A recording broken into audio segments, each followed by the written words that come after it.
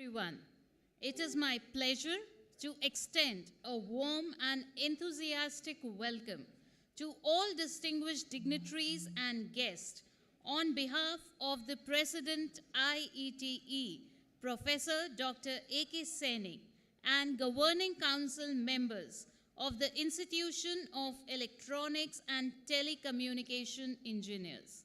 Today is a very special day for all of us as we gather here to celebrate the IETE's 70th Foundation Day 2023 Platinum Jubilee celebrations on the theme Vision of a Developed India, Role of Futuristic Technologies. May I now request all the dignitaries to come on the dais. I first request Chief Guest Professor M. Jagdish Kumar, Sir, Chairman, University Grants Commission, UGC, India. Namaskar. I request our guest of honor, Shri Arvind Kumar, Sir, Director General, Software Technology Parks of India. I also request guest of honor, Dr. Abhilasha Gaur, Ma'am, Chief Operating Officer. I request our keynote speaker, Dr. R.S. Shinde, Sir, Outstanding Scientist, RRCAT, Indore, DAE. I also request our keynote speaker, Ms. Shweta Berry, Head of Strategic Alliances, Industry and Academic, Marcom Sales and CSR Division, Aries Communication, India. I also request Professor Dr. A.K. Saini, President IETE, and Group Captain Sonpal Singh, Sir, retired Secretary General IETE, to kindly take position on the dais. Thank you.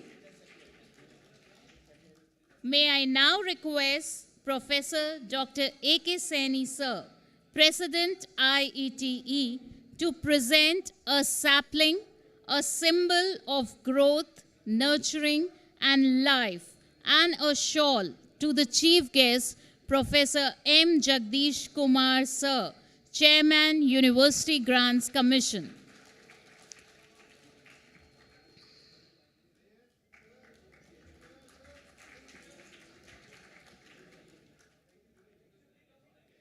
I request Dr. Saini, Sir, President IETE, to also present a sapling and a shawl to the guest of honor, Shri Arvind Kumar, Sir, Director General, Software Technology Parks of India. Please put your hands together.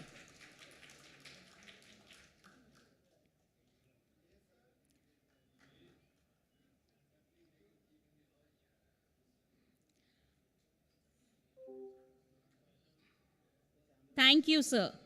I now request Professor Dr. A.P. Thakare, Sir, Chairman, IETE Technical Program Committee, to present a sapling and a shawl to our keynote speaker, Dr. R.S. Shinde, Sir, Outstanding Scientist, RRCAT, Indore. Please put your hands together to welcome our guest of honor, Dr. Abhilasha Gaur, Ma'am, Chief Operating Officer, Electronics Sector Skills Council of India.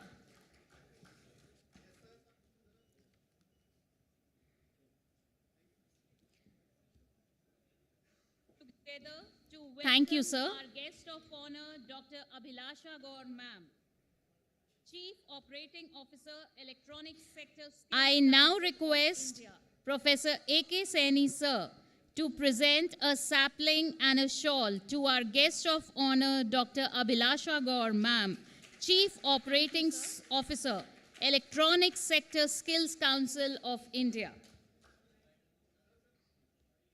I now request Professor A.K. Saini, Sir, to present a sapling and a shawl to our guest. May I request Group Captain Sonpal Singh, Sir, retired, to Secretary General IETE, to present a sapling and a shawl to keynote speaker Ms. Shweta Berry Ma'am, Head of Strategic Alliances, Industry and Academia, Markham Sales and CSR Division, Aries Communication, India.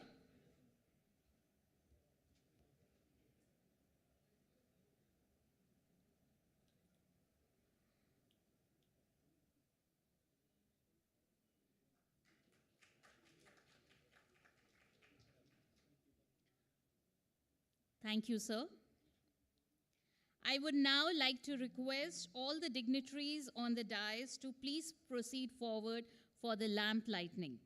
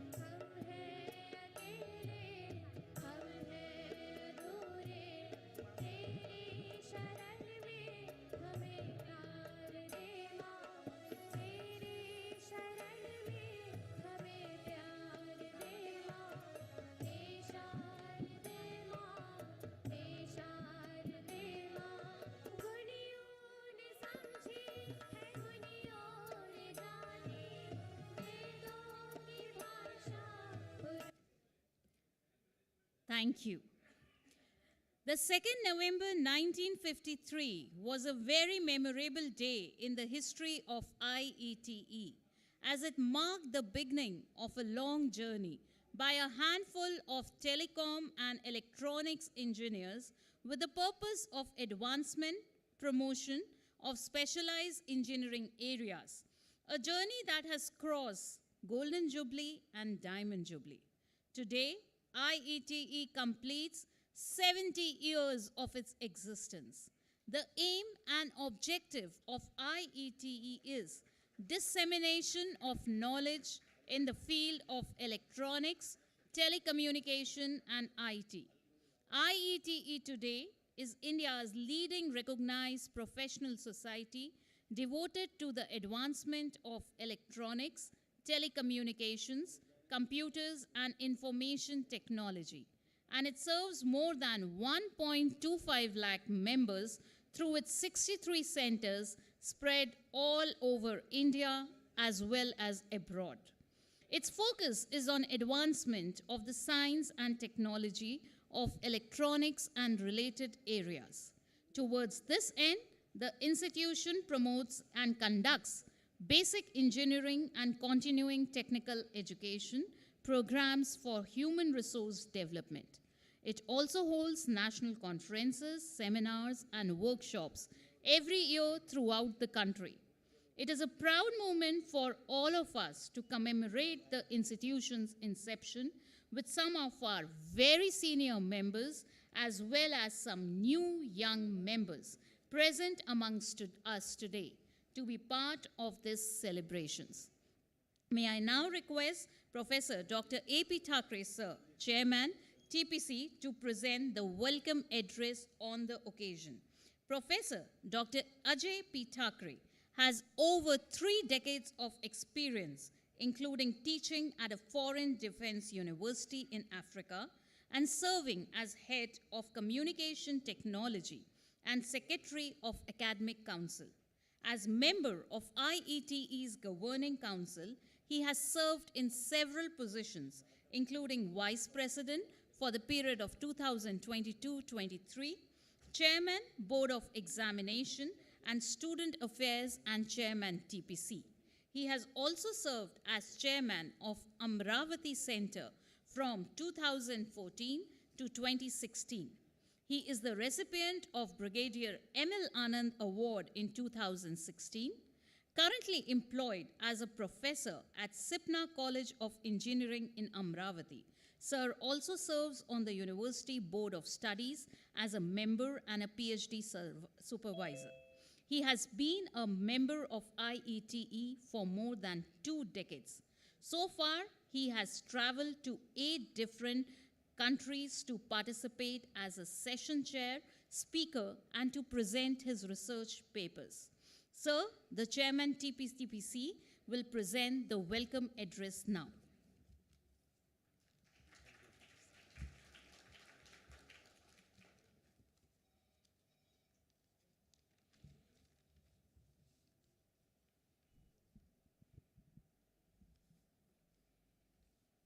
Thank you, ma'am. Good afternoon, ladies and gentlemen. Chief guest of today's program, Chairman of the UGC, Mr. Jagadesh Kumar, sir. Distinguished guest speakers on the dais available for today's program, Dr. Abhilasha Gaur, ma'am, Chief Operating Officer at the ESSCI, Shri Arvind Kumar, Director General at Software Technology Parks, Ms.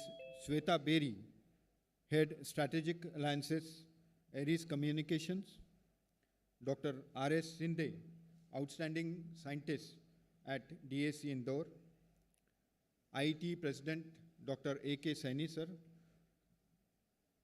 Secretary General Group Captain Sonpal Singh, sir, past presidents amongst the audience, the Governing Council members, the Center Chairman, the Zonal Mentors, esteemed Governing Council members, the attendees, the invitees, and my dear student members. At this juncture, I also welcome all those who have joined in the hybrid online mode for today's program. I extend a warm welcome to all the invitees over here, and I wish all the very best and extend my greetings on this 70th Foundation Day of the IETE. Established in 1953, it had been a long journey of glorious completion of 70 years, a Platinum Jubilee year celebration. I take this opportunity to salute and remember all the stalwarts and the senior members at the IETE who have brought glory and who have been really making IETE recognized and bringing it to this position.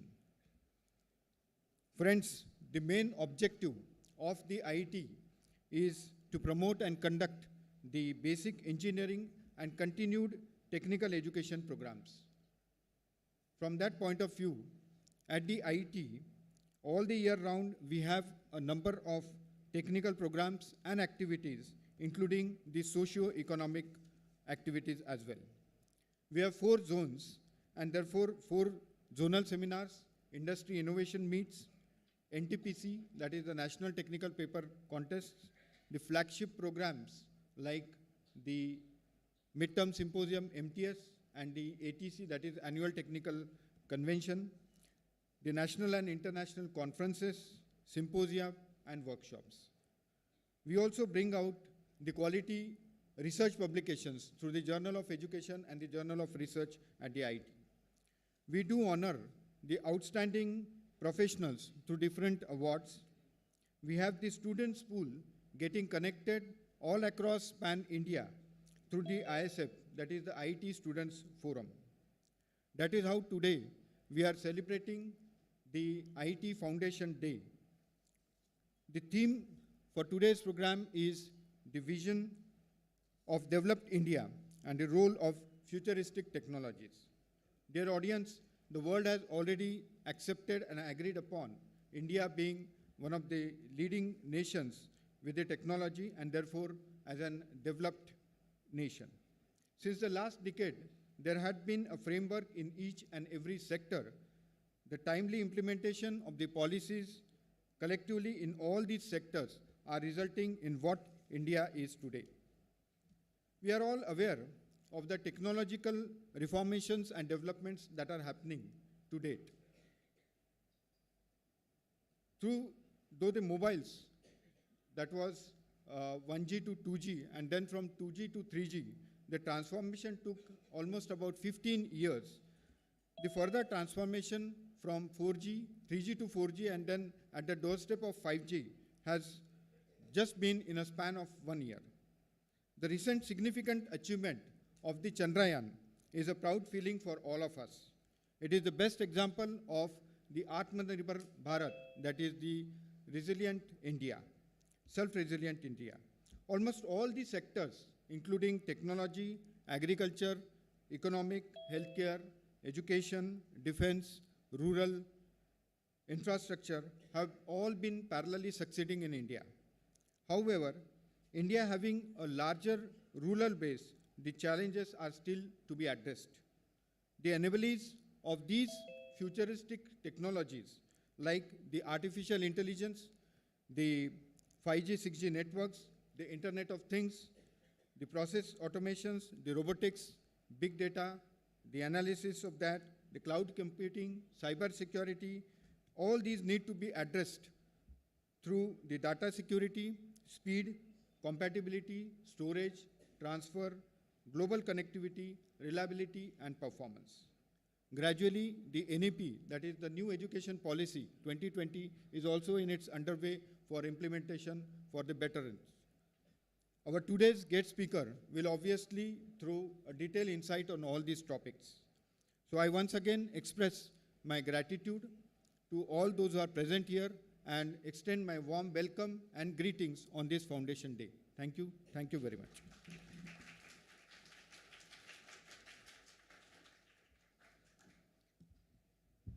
Thank you, sir. I now welcome Professor Dr. A.K. Saini, sir, President IETE. Professor A.K. Saini, sir, is a senior professor and former Dean of Management at Guru Gobind Singh Indraprastha University, popularly known as GGSIPU, University of Delhi Government. A postgraduate in Physics, Management and Computers, Sir obtained his PhD from FMS Delhi University. Sir also has to his credit over 17 published books and over 120 research papers in reputed national and international journals and conferences. He has traveled extensively abroad and has visited Europe under teacher exchange program for teaching courses. Dr. Saini has already supervised over 16 PhD scholars and 8 more are likely to complete their PhD shortly. Sir is currently the Dean, School of Journalism and Mass Communication, Director, Industry Cell, Director, Development and Director, Internal Quality Assurance Cell of the GGS IPU University. Under his charge, the IPU University has been awarded the highest A++ grade by the NAC, Government of India, for a record of 7 years, which is the highest in Delhi, as well as the university has been listed in the top 1400 universities of the world by the QS World University Rankings 2024. Sir has been conferred with the Lifetime Achievement Award and National Integrity Award by the Government of Delhi for his excellent contributions. He has been proactively involved with the professional associations and is fellow and senior life member, Computer Society of India, life member of IMA, Operational Research Society of India, ORSI, and has also been awarded the National Integrity Award by the Commission of OBC, Government of Delhi in 2023. I now request Professor Dr. A.K. Saini, sir, President IETE, to present his presidential address.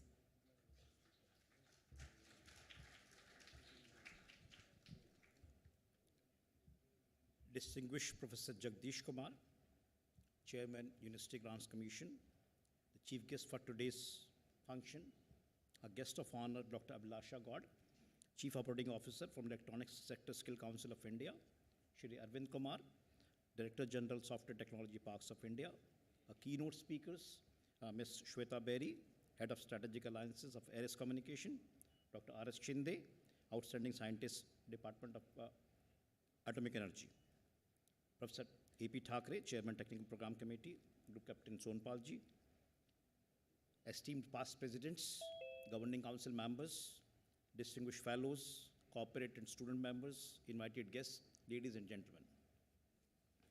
Today is a remarkable day as we gather here over to celebrate not just the Foundation Day, but also the Platinum Jubilee anniversary of the Institution of Electronics and Telecommunication Engineers. We all know that 70 years ago, a group of visionary individuals, they came together with a shared passion for electronics and telecommunication, and they laid the foundation for an institution that has since been a cornerstone of progress, innovation, and excellence in the field. I convey my heartfelt gratitude, appreciation, and warm greetings to the entire IT fraternity today on this historic occasion of completion of 70 glorious years of the journey of IETE. IETE, as we all know, that is a leading recognized professional society devoted to the advancement of and dissemination of electronics, telecommunication, computer science, and information technology.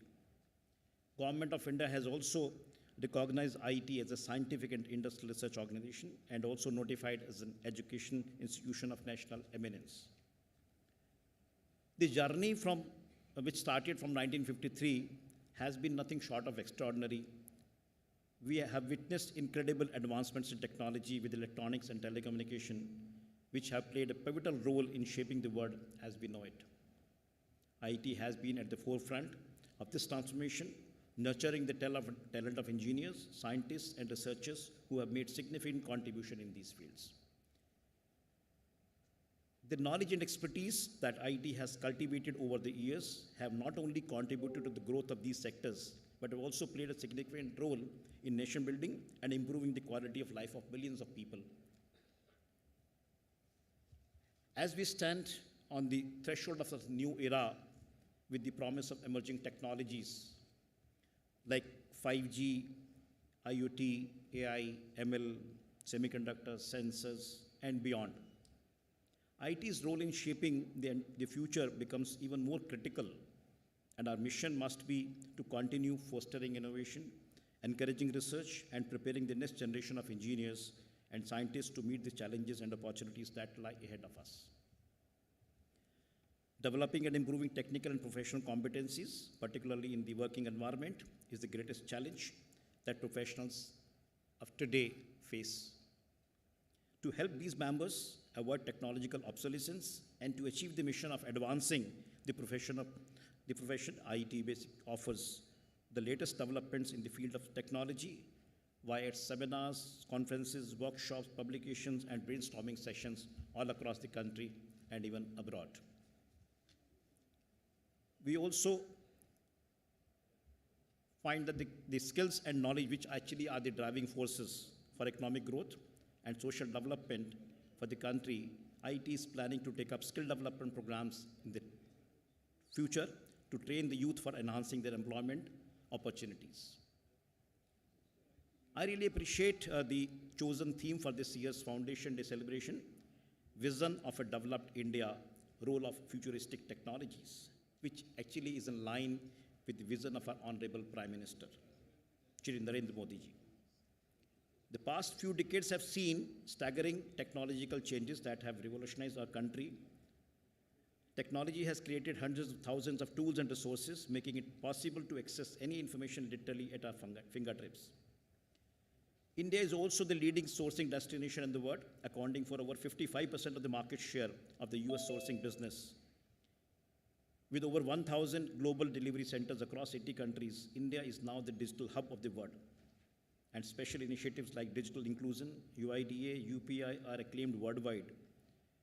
The Indian economy has grown due to technologies, which are a vital component of Indian economy.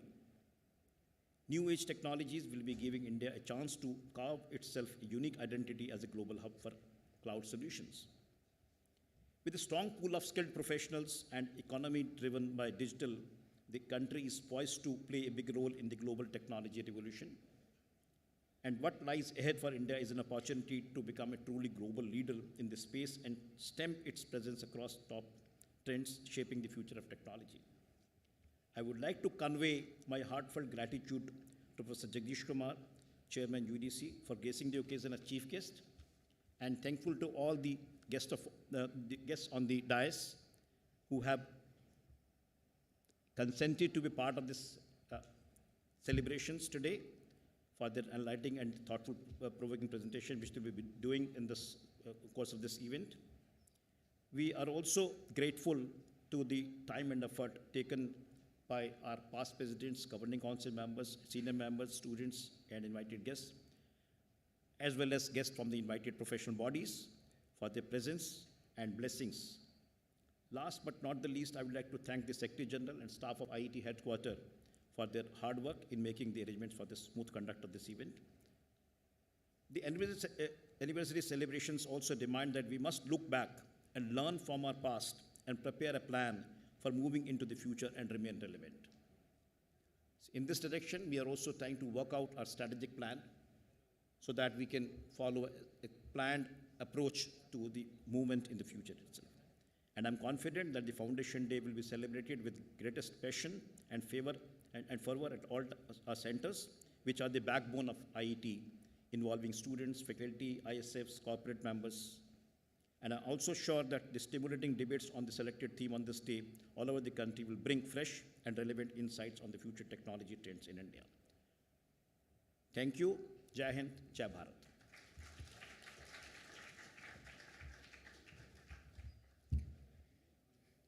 Thank you, President Sir. We are privileged to have amongst us today our chief guest, Professor M. Jagdish Kumar Sir, Chairman UGC. Sir is an academician of high repute, an electrical engineer and education administrator. He is currently the chairman of the University Grants Commission since February 2022. A professor in the Department of Electrical Engineering at IIT Delhi, Sir has also served as the Vice Chancellor of Jawaharlal Nehru University from January 2016 to 2022.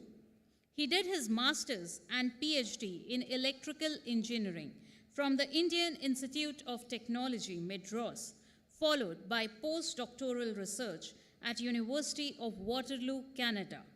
He worked in the area of nanoscience and nanotechnology, nanoelectronic devices, nanoscale devices, device design, and power semiconductor devices. He is a fellow of the Institution of Electronics and Telecommunication Engineers, IETE, National Academy of Sciences, India, and Indian National Academy of Engineering, among others. I would now request Professor M. Jagdish Kumar Sir to kindly come forward and address the gathering. This is all right, right?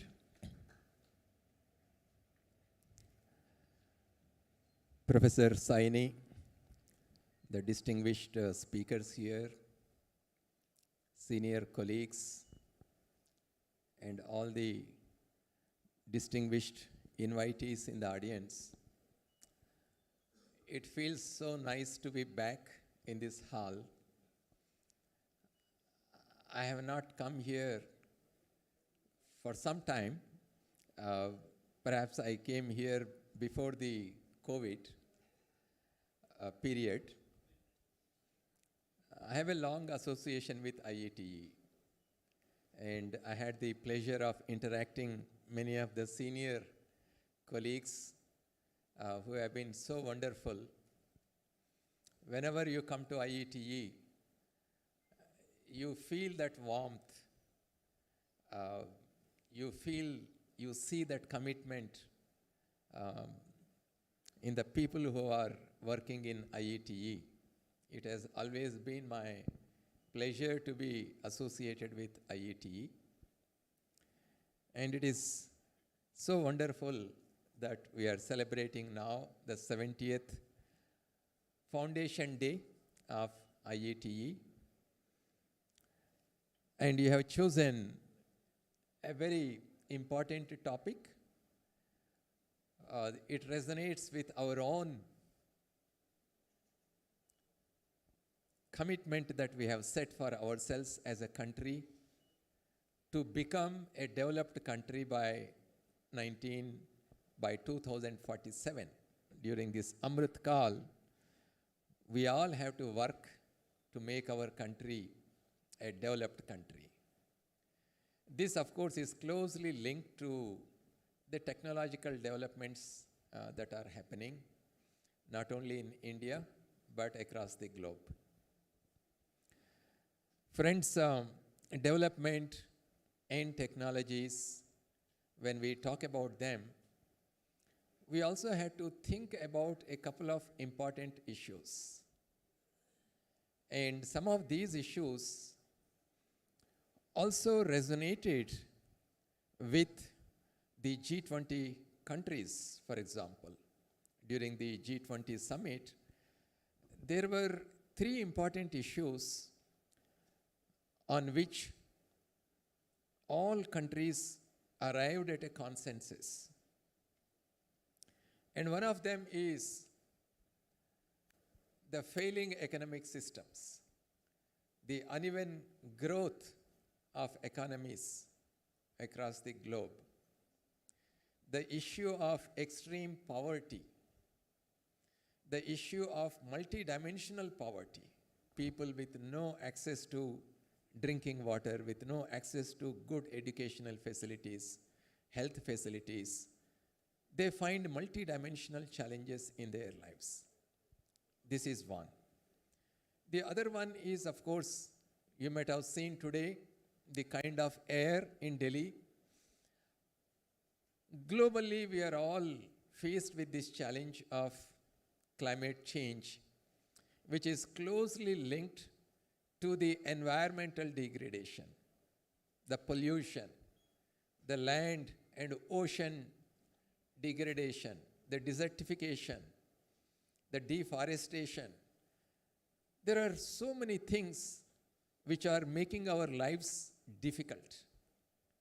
And today we are struggling to keep the increase in the global temperature below 2 degrees centigrade as compared to the global temperature of the pre-industrial era.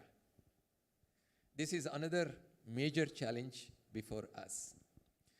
But one more important thing which was discussed in G20 and a consensus was arrived at was the issue of limited opportunities to female and women. How these limited opportunities are preventing women and female girls and females from performing at the fullest of their potential. And our Prime Minister very clearly mentioned that our country can become a developed country only when it is a women-led development. These are 3 important issues which are linked to the overall development of our country. There is one more aspect that we need to keep in our mind. We all live in cities. We are used to the comforts of the cities. But remember, 65% of Indians are still living in rural areas. And since 50% of Indians are below 25 years, a huge number of this rural population is also youth. Now, unless we ensure that through technological innovations, there is grassroots development in our country, there is sustainable rural development in our country, we will not be able to realize the dream of a fully developed country. So, as technologists, as scientists, as policy makers, it is all our responsibility to make sure that we create diverse economic activities to the people who live in the rural areas. We also have to ensure that the local entrepreneurship is promoted so that these diverse economic activities can be sustained. There is one other important thing that we often overlook, that is the social capital that India has. We need to, while we have huge human capital, the social capital is something that rarely comes in the discussions among the scientists, technologists, policy makers. The kind of networks that people have in the rural areas, the kind of conversations, the relationships that develop, the kind of trust people have in each other, this is something remarkable. This is a great social capital that we have in our country. Some time ago, in 2001, January Recording in 26th, progress. at 9 o'clock, you remember what happened? There was a huge earthquake in Kutch region of Gujarat. So a group of doctors from Mumbai, they went there to rehabilitate people in a particular village. And when they reached that village, they came to know that half of the village people were dead, almost every house was down, and this group of doctors, they were trying to help them. And what they found, remarkably, that people were helping each other, and there was a lady who was cooking food for this group of doctors. And they came to know that her husband died, her 3 kids died, her house collapsed, but still she's coming and cooking for this group of doctors. So they asked, how is this possible? You are in the midst of such a great grief, but still you are doing. So she said, after the earthquake is over, the village elders called us. They said, whatever has happened, happened. Let us look into the future. Let us rebuild our lives. This is the kind of trust and the willingness to help each other that exists in our country. So we need to focus on this social capital also. Now, looking at what is happening globally and what is happening in our country, you know that there are so many geopolitical instabilities that are taking place, terrorist activities that are taking place, and you have countries with expansionist mindset. And during COVID period, you have seen how global supply chains can be manipulated to pressurize other countries. On the other hand, India came out to be a role model to the rest of the world, either during G20 as a consensus builder, or even during COVID. We not only produced vaccines for ourselves, but we also supplied to more than 100 countries across the globe. And today, the kind of digital public infrastructure that we have built in our country, it has become an example to the rest of the world. The G20 therefore recognized India as a repository for digital public infrastructure. By 2030, we have set a goal for ourselves to become the 3rd largest drone hub of the world. Today, we are the 3rd largest ecosystem for the startup companies. We not only have unicorns in our country, more than 100, several unicorns across the globe were also established by Indians. And the kind of financial inclusivity we brought to our people. Nobody ever imagined that more than 80 crore people will have bank accounts. They will have access to the internet services. Today, UPI has revolutionized the way we conduct our financial transactions. More than 40% of the online global financial transactions that take place in India. So such is the kind of transformation that is taking place in our country. So when we are doing this, I see 2 kinds of challenges that we have. One, the group of people who have access to better health facilities, better educational facilities, they can come to a college, university, study, become employable. But then you also have other set of people who need to be provided with access to all these kind of facilities that we have.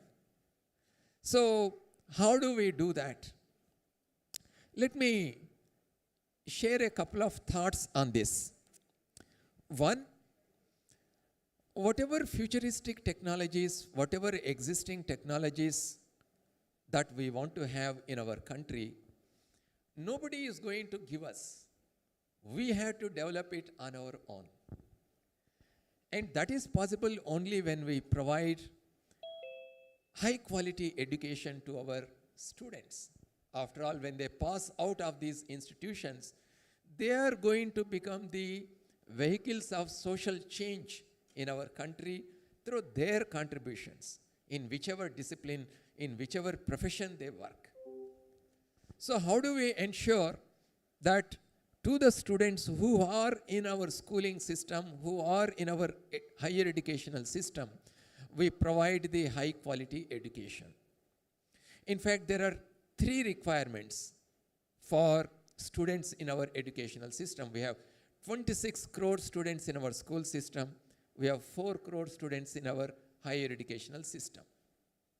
This morning, when I was in the Niti Aayog convention at Dr. Ambedkar International Center, I mentioned that, today, as educational institutions, all of us should ensure that our education is learning outcomes based. We also have to ensure that the education is personalized, it is individualized, because students have different kinds of cognitive abilities. They have different aspirations, different needs, different financial abilities. So we need to personalize the education that we provide. And we also have to provide the education at a mass scale. Today we have 4 crore students in higher education system, but in next 10 years it's going to become 8 crores. So how do we build from now itself our mindset and also our infrastructure to meet the aspirations of those large number of students who are going to come into our educational system? They may appear to be contradictory. How do I make education personalized, and how do I offer it on a mass scale? But they are the requirements. The reason why we need to focus on mass scale high quality education is, once you do this at the mass scale, it will improve, it will enhance the aggregate productivity in the society. And when that happens, our economic systems will become stronger. And that will enhance the per capita income of the individuals, which will then push the per capita wealth of the individuals. And when through this cycle, when our economic systems become stronger, then you can invest more in the public education so that you can take care of the interests of large number of young students who want to have access to high quality education. So it's a positive regenerative cycle that we need to introduce in our educational system. While we do that, and there are many reforms that we are bringing in higher education and also in the school education, such as the National Credit Framework, the Academic Bank of Credits, the multidisciplinary education, internationalizing our education, letting our institutions open campuses elsewhere, letting foreign universities to come and establish their campuses. There are a multitude of reforms that we are introducing in higher education and also in the school education across the country. While we do this, and we are very, very confident that with the reforms that we are introducing in the school and higher education system, our students will have the opportunity to become creative and innovative, and then they will contribute to the economic, social, and the cultural development of our country. But going back to the 65% of Indians who are living in the rural areas, it also becomes our responsibility as educated people, as people having access to better resources. Can we do something to our sisters and brothers who are living in the rural area? And most of them are involved in farm activities, agricultural activities. Can we provide other opportunities to them which are non-farm based? For example, can we train them in maintaining, in operating drones? Drones are used everywhere now. Can we make sure that the local artisan crafts, they find access to the global markets? You now have the open network for digital commerce. Can we expose them to the global market using modern technologies? And how do we build resilience among these communities? Because it is they who face the financial difficulties. It is they who face the other challenges such as the disasters striking them and so on. There are multiple challenges that they face. So how do you, using technology, how do you build resilience in their lives so that they are aware of what is going to come, and then they can adapt to the new situations and then contribute to the overall growth of our country? So friends, I think in places like this, where intellectuals and great experts in technology and in other areas, when we join here, we need to discuss about the rest of the India also. We need to discuss Recording about in progress. those people who are coming from socially, economically deprived sections. And today, technology has that ability to reach to the last person in the queue. And all of us should take a pledge to ensure that whatever work we are doing, the fruits of that will reach to the last person in the queue. And on a great day like this, on the foundation day of IETE, let us all remember one thing. Manasa satatam mananiyam, vachasa satatam vadaniyam, lokahitam mama karaniyam. Thank you. Thank you very much.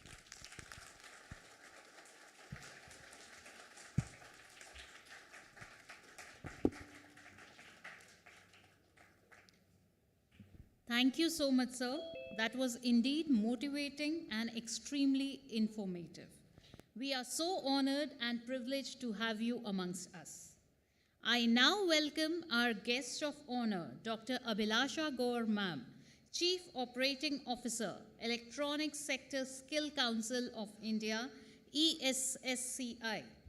Dr. Abhilasha Gaur Ma'am is the Chief Operating Officer and officiating CEO of Electronics Sector Skills Council of India, ESSCI. She is responsible for overseeing the operations of ESSCI and works closely with its governing board on strategic issues related to the growth of electronic system design and manufacturing industry in India. ESSCI is a strong contributor to fulfill the skills need of the vibrant ESDM sector in India.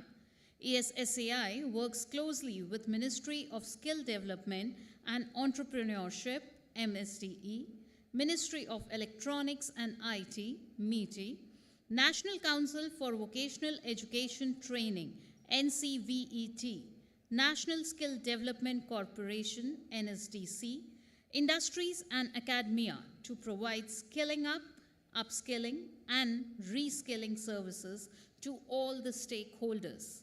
Over the years, ESSCI has successfully skilled over 1.8 million professionals for the ESDM industry and have a wide footprint across India.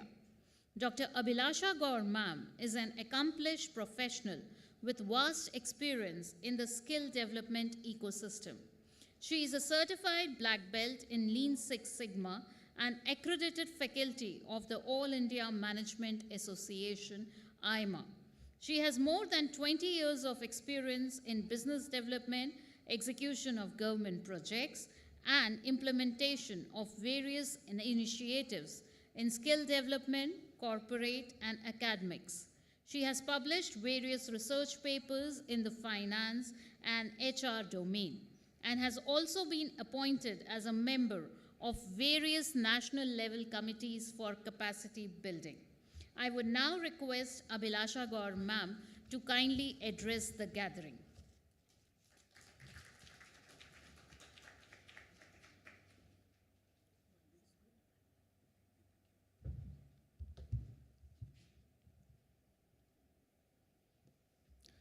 Namaskar. Respected dignitaries on the dais and off the dais, first of all, I would like to congratulate IETE for the 70th Foundation Day celebration.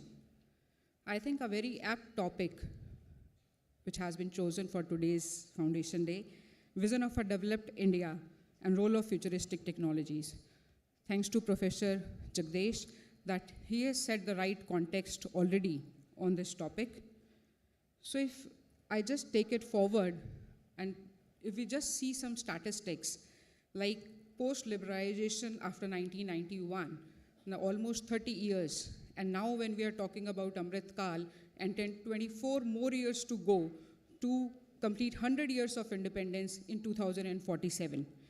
So if we see, definitely population is one factor, where from 0.89 billion to 1.4 billion. But if we see very good things also, as per the statistics, that the life expectancy, which has increased from 58 years to 70 years, the literacy rate, which has increased from 52% to 78%, and same way if we see the per capita income, exports, imports, exchange rate, or the foreign currency reserves. So I think the country is moving in the right direction. And on the same statistics, if we see that how the next 24 years will be coming, I'm sure we'll be able to achieve this vision, what the Honorable Prime Minister has said, that India can become a developed nation. And yes, as we all know, that a demographic dividend, what we have, will be an additional advantage in achieving this vision, as we are the youngest population nation if we compare it with various developed nations. Today, we have 28.7 million people who are young. And when I say young, I mean from the working population group. Whereas if we compare it to South Korea, Japan, UK or USA, and in case China also, then we can see this is an added advantage. And this added advantage is going to continue over a long period of time. So India's working population is expected to be total 2/3 of the total population in 2025. This means that a lot of young professionals, the skilled workforce, which will be requiring in various sectors for achieving this vision.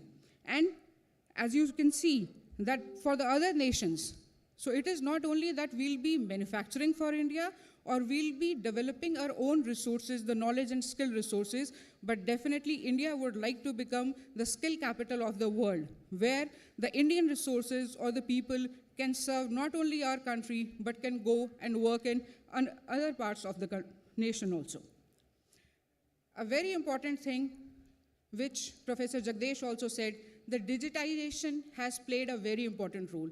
So if we see the worldwide figures also, then almost 57%, this I'm showing you a worldwide this thing, where almost out of 8 billion population, 57 is urbanized, 68% have a unique mobile, 64% are using internet, and almost 59.4% people are active on social media. So where we are spending our time, what will be the futuristic technologies, and where the futuristic jobs will also be coming. So this data gives a very good result for this. And if we see the companies who started maybe in initial 1970s, and the kind of companies who have moved till 2022 in terms of various technology companies, so you see a lot of electronics and IT companies who are still surviving. and even coming up with a very higher growth rate, which shows that it's a sunshine sector and we are on the right track also. So when we are talking about the futuristic technologies, some of the futuristic technologies where we'll be working or where our students will be studying and working in the coming 24 years will be definitely the next level process automation. Today we are talking about 4.0, then we have already started talking about Industry 5.0, where industrial IoT, robotics, digital twins, 3D, 4D printing, 5G and IoT connectivity, cloud and edge computing, then definitely the blockchain, zero trust security, future of programming, which will be software 2.0, then quantum computing, neuromorphic chips, which is the future for the country. Also, not only this, but there are various industry-specific trends also, which you'll see in the coming years, let it be in the biorevolution or biomolecular things, or the next generation material, let it be nanomaterials or nanoparticles also. The future of clean technologies, where we are talking about electric vehicles, nuclear fusions, carbon neutral energy generations. So these are some of the fields where you'll see a lot of futuristic jobs which also be coming for the students. Just to give you an example, when I'm talking about Industry 4.0 and Industry 5.0, like Foxconn is already working, one of the mobile manufacturing companies from Taiwan, they already are manufacturing or you can say assembling iPhones in India. So if you can see that almost most of the lines, they have already got AI-enabled Fox boards. So as a nation, when we are talking about the Amrit Peedhi, so then we have to see definitely the Indian education system has also to get updated with these trends, that kind of jobs which will be coming up in the next 20 years. So where maybe instead of more of hands-on training or hands-on jobs, we'll be requiring professionals where they'll be making these Foxbots or making these robotic arms which will be used in various manufacturing companies. Another example or a used case, if I give you from Adidas also, so by using various 3D printing robotic arms and computerized technologies, they have reduced their lead cycle from 2 months to 2 weeks for various production activities. So I think the same philosophy has to be taken not only to the colleges or university, but to the schools also. As these days we are talking about digital India. So as the Prime Minister says that digital India, where a 4-year-old or a 94-year-old at least be able to understand the technologies or operate even a smartphone also. So I think that requires a lot of changes in the mindset, and we have to start from the primary education. And I think we need to change the ABCD. And when I say ABCD, I literally mean the ABCD. So when the ABCD started, the alphabets used to be A for apple, B for bat, or C for cat, or D for dog, or E for elephant. Why we started teaching our kids like this?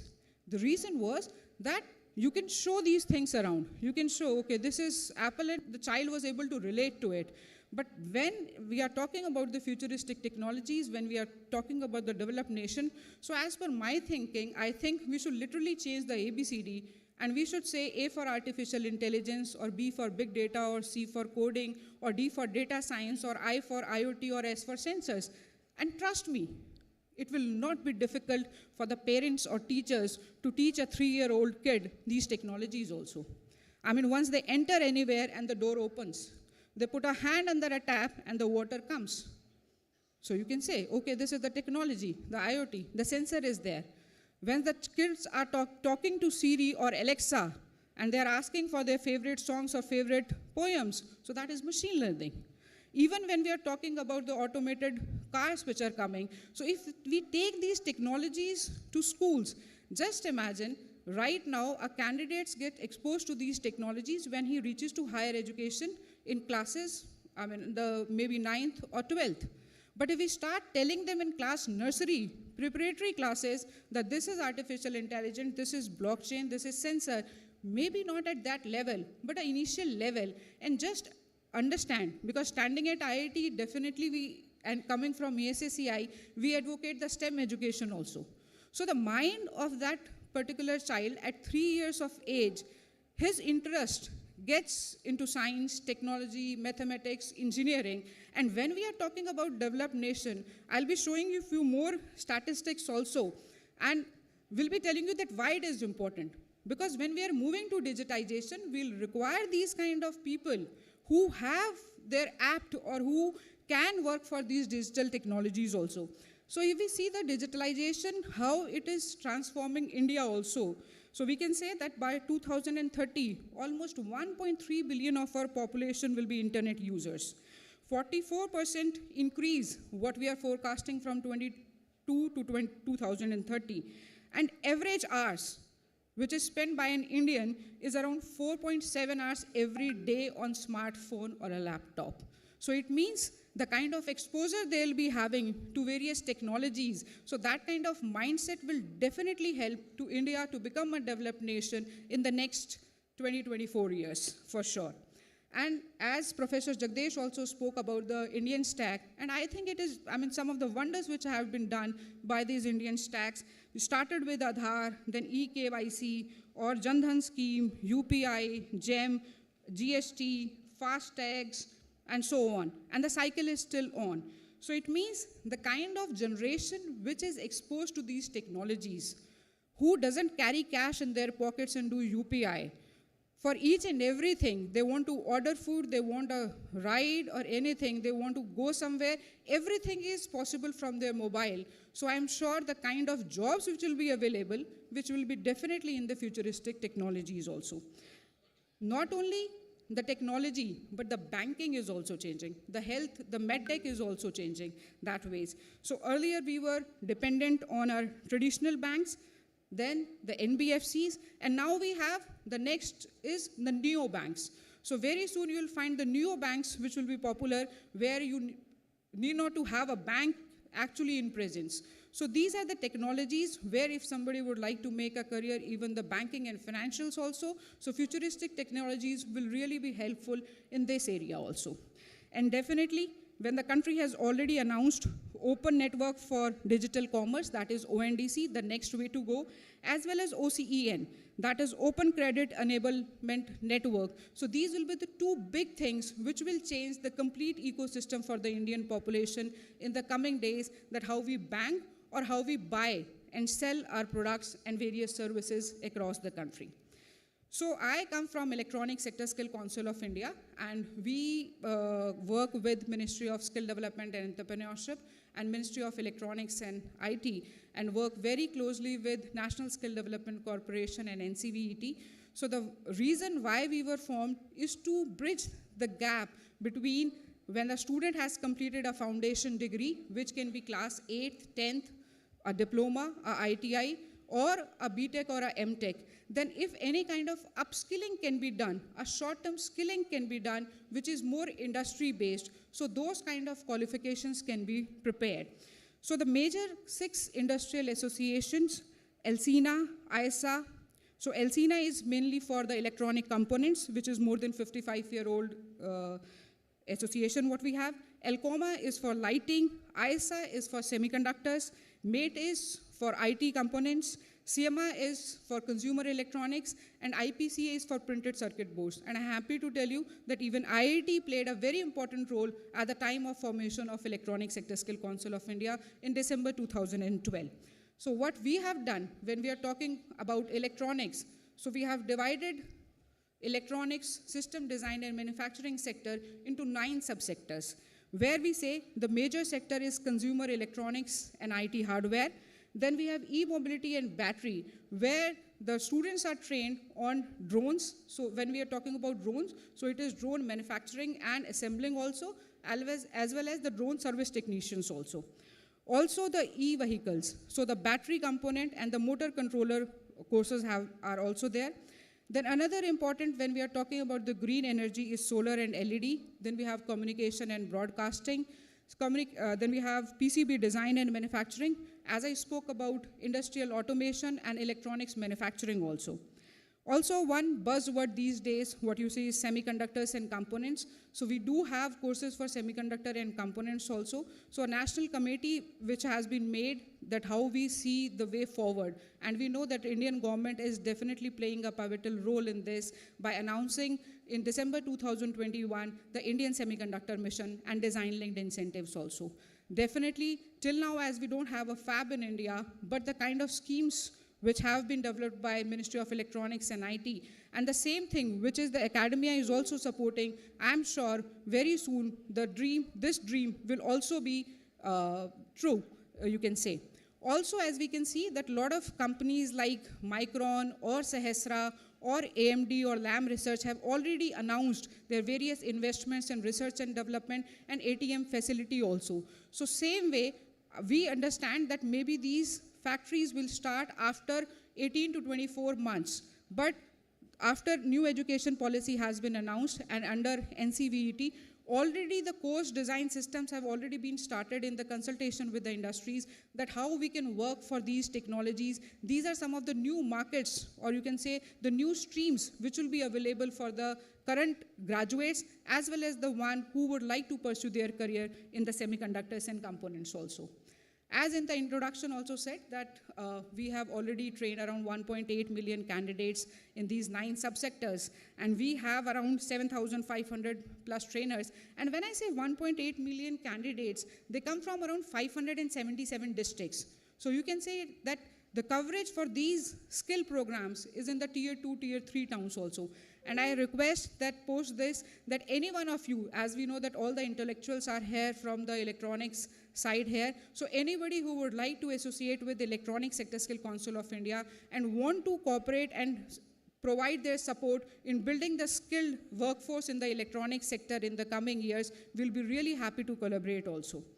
As we have Olympics of sports, so same way we have Olympics for skills also, where around 62 countries participate, and India was ranked 13th in 2019, and the last competition which was held in 2022, it was 11th rank. I'm happy to tell you that we managed 8 skills and we got 1 bronze medal for the country for mechatronics and 1 medallion of excellence for mobile robotics.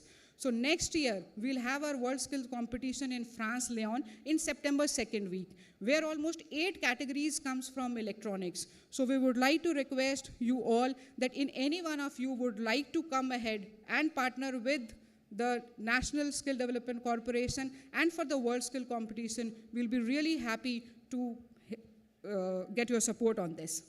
So as I said, as Sir has also said, there are various levels which has been decided under National Credit Framework. So all the regulators or the education system, let it be UGC, AICTE, NOIS, CBSE, or any other education body which is country, they have agreed on one credit framework, which they say that in India, we have divided the complete education system into 8 levels. So level 1 is people who may read or write and has cleared class 5. So that is level 1. Till class 8th becomes level 2, class 10th becomes level 3, class 12th becomes level 4, and every year of graduation, 0.5 will be added. So if some student has done BSc or BTech, so that will be level 6. Then MTech or post-graduation is level 7, and level 8 is then your PhD level.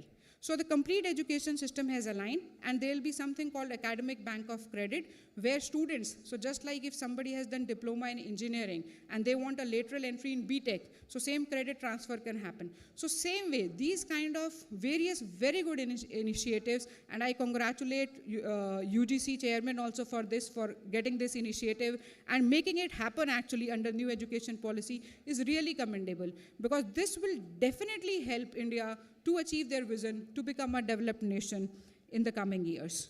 Also, one more slide without taking much time, I would like to tell you that Ministry of Electronics and IT EMC cluster is there, electronic manufacturing cluster is there in Bhiwadi, Rajasthan. And there we are coming up with a common utility center also, where a lot of these futuristic technologies in terms of solar LED or consumer electronics and IT hardware or semiconductors, drones and EVs. So these kind of trainings will be started here within a span of next 6 months. And definitely thank you so much. And I would like to thank IETE for giving me this opportunity to come and speak to you. Jai Hind, Jai Bharat.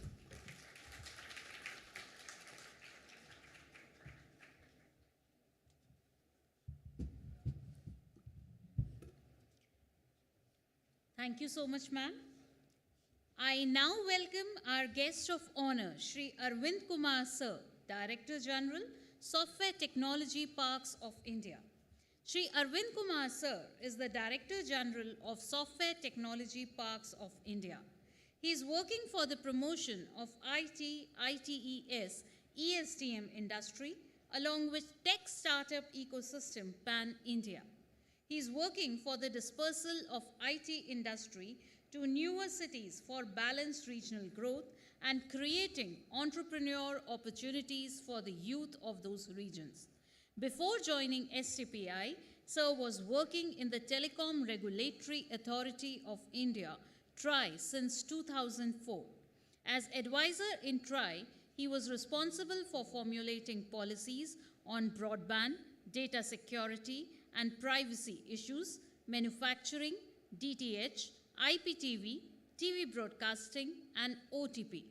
After having worked since 1997 in the Indian government-run Premier Technology Center, CDOT, in various capacities, Sir has also worked with International Telecommunication Union, ITU, on the issues related to migration to next-generation network, including OTT, cloud computing, security, and privacy-related issues. Sir holds an MTech degree from the prestigious Indian Institute of Technology, Varanasi, India. I now request Sri Arvind Kumar Sir to address the gathering.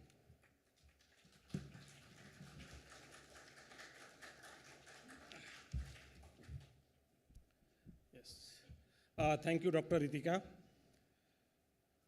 Today's chief guest and chairman UGC, Professor Jagadish Kumar, President IETE, Dr. A.K. Saini ji, other dignitaries on the dais, dignitaries in the room, tech veterans, innovators, students. It's a very proud privilege and great honor for me to talk in this IETE 70th Foundation Day. First of all, I would like to congratulate all IETE fraternity on this very day. It's really great honor to share the dais with Chairman UGC. He has been member in Telecom Regulatory Authority of India when I was working with TRAI. And once he got the order that he has been appointed as a TRA member, without looking at any protocol, asking anybody, having the backpack, he directly came to TRAI. I was looking after administration at that time. He said, I got this order, Arvind. What has to be done? What is this member? And he was so simple that he did not allow even peon or anybody to take their bag also. So people say it's very difficult. कहते हैं कि सबसे कठिन सरल होना है. I think he is the personality who is most simple person I have ever met in my whole career. As far as today's topic is concerned, I think a lot have been talked. I have also given a laundry list of lot of numbers, 10 billion UPI transactions per month. But the presentation of Dr. Gaur has covered all the numbers, so I think there is no need to talk any numbers. I will talk about some trends. One thing very common between IETE and STPI is we also have 63 centers across the country, like you people have. So there is one commonality which we have, and those 63 centers, out of those 63, 54 centers are in tier 2, tier 3 cities. Let us see, when we talk future technologies, so how the technology has been developed, what is new today, and why everybody is talking today about the future technologies and growth of all countries depend on the technologies. Let us see the difference. In fact, when I was in college, and many of the people might be in their job, first time when the big revolution was when the enterprise software came. Everybody was working on mainframe computers. When enterprise software came, it seems that everybody has become the powerful. Anybody who has the PC, he has become the powerful. He can write the codes. He can do some Photon, some C, some Pascal, these all things everybody. So that was the one revolution came into the tech industry. As time passes, now we have developed so much in technology, AI, cyber security, lot of things has come. So we are again back to circle. Now everybody is talking, all things will be in cloud and we will have a dumb PC, right? So from where we started a journey, technology is taken, but the difference is today, since all processing power, all computing power is going to happen at clouds, and we will also have AI, this whole technology has been democratized. Now, government has created digital public infrastructure, which has created a situation where now everybody can do the coding. How? Just see how the things happens. Now today everybody is talking about the artificial intelligence, right? When I was in college, so I used to do the programming in Pascal, you know. So Pascal is those who have studied Pascal is the Pascal is the language which is very common to English, you know. Start from begin, then end, very, there are so many words which are very common to English. So I went to my professor, I said, when this computer can understand Pascal, why it cannot understand English directly? Why we have to learn Pascal, and then this Pascal will be learned by that computer? He said, this is a machine. It can only do something which is structured. And you are not speaking, your syntax may be different, somebody's syntax may be different, and therefore this computer cannot understand what you are saying, what you are writing. This requires some structured language. I think today this boundary has gone. Artificial intelligence has created a situation where what you are saying, your English is the coding language, and English is AI, and AI has become the English. So anything which you are saying, which means now everybody can participate in technological development, technological revolution of this country. This is how the artificial intelligence has worked. It's for sure that now education is going to be disruptive, it is going to be diverse, it is going to be digitalized. And the best part of AI is not only going to augment the efficacy of teachers, it is also going to augment the efficacy of teachings. Like Chief Guest has said, can we give personalized education to each and every individual of this country? Answer is yes. This is possible. This is the way we can use. We should not be afraid of that AI will take the job. AI, what the AI can do, it cannot give the problem statement. It can only solve the problem. So you need human mind to get the problem statement. AI can solve the problem, but problem statement should come from the human being. So AI can augment your efficacy of teachings. You can have more time to have some creative thinking. You have more time to give some original thing, which AI cannot even think of. And as he said, so what the AI can do is, AI can pitch the information at the right level. When I say AI can do it, initially people were thinking that you can give a classroom virtual, sitting at one place, classroom is somewhere else, teacher is somewhere else. It is a digitalization. This could be digitalization, but not we are talking today about the digitization. Today we are talking about the digital transformation. So there is a difference between digitalization and the digital transformation. Digitalization means whatever the process you have in the physical world, you are converting into the digital world. So whatever file is processing, you are converting into digital processes. So you think physical world, then you think how it can be done through the digital technologies. Digital transformation is when you start thinking digitally, you think everything digitally, your habits are changed. Organization structure has changed. Management thinks everything in terms of the digital. This is what the digital transformation is.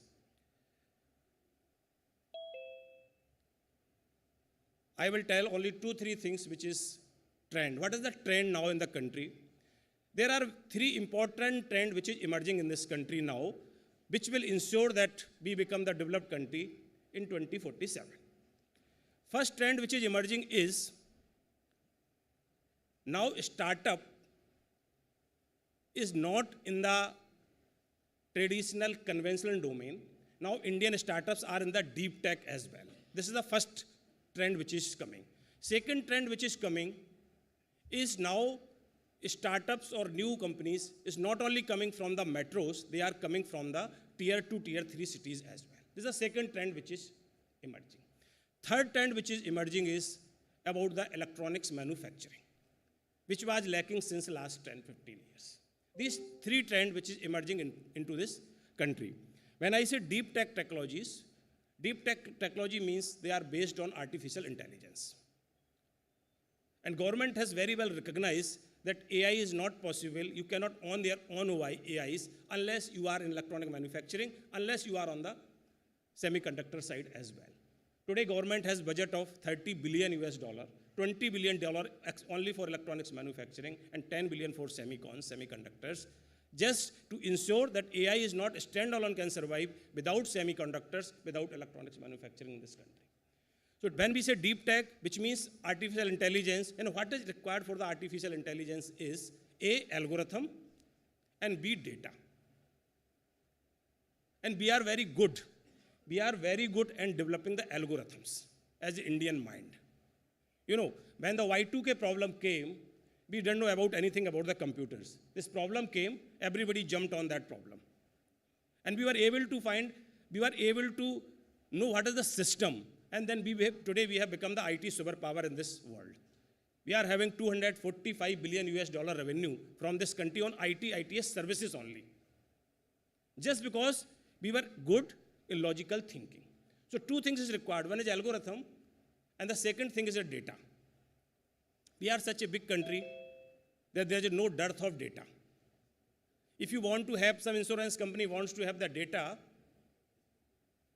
of dent in the car, the kind of data we will get in a month in India, it's difficult to get that data in 5 years in Europe. We have a lot of data. A lot of data has been generated by Aadhaar, a lot of data has been generated by UPI, a lot of data has been generated by Ayushman Bharat. A lot of data we are generating, and this is what is required for training AI tools. Therefore, we could do very good, we are doing very good in deep tech. This is one trend which is emerging. Second trend is emerging that if you go to any of my Center for Entrepreneurship, we are running 22 Center for Entrepreneurship across the country, and all are domain specific. Like in Gurgaon, we have one Center for Entrepreneurship at blockchain. At Pune, we have on automobiles. At Gurgaon, at Mohali, we have on artificial intelligence. We have 22 Center for Entrepreneurship, which are domain specific. If you go to the Center for Entrepreneurship, you will find innovators, young budding entrepreneur. He is coming from some tier 2, tier 3 cities. Just having the jeans, chappal, you can't even think this. He could be having such a great idea, and he is actually can become tomorrow unicorn. This is the second trend which is coming, that now startups is coming. In fact, if you see the data, 40% of the startup in STPI are from tier 2, tier 3 cities. Third trend which is coming is like electronic manufacturing. I said electronic manufacturing is also coming in a big way in this country. Now today, as everybody said, mobile phone, we are manufacturing 96, 97%. 10 years back, 5 years back, we were importing 96, 97% of the mobile phone. So we are coming in big way in electronics. We have all ingredients which is required to develop AI, deep tech in this country, and this digital public infrastructure, which is actually key differentiator for India across the world. Now everybody wants to replicate this digital public infrastructure system. And digital public infrastructure system has done very good thing, which is labeling, which we always thought of, that there should not be any difference between urban people and rural people. Today, I am making transaction through UPI, and somebody sitting in the village is also making transaction through UPI. This kind of the labeling has been done by the UPI, by the digital public infrastructure, created by Government of India in this country. With this, I would say we are going to become digital talent nation very soon, and we have hope to become the hub of this world for talent nation. That's it. Thank you for inviting me, IETE. Thank you very much.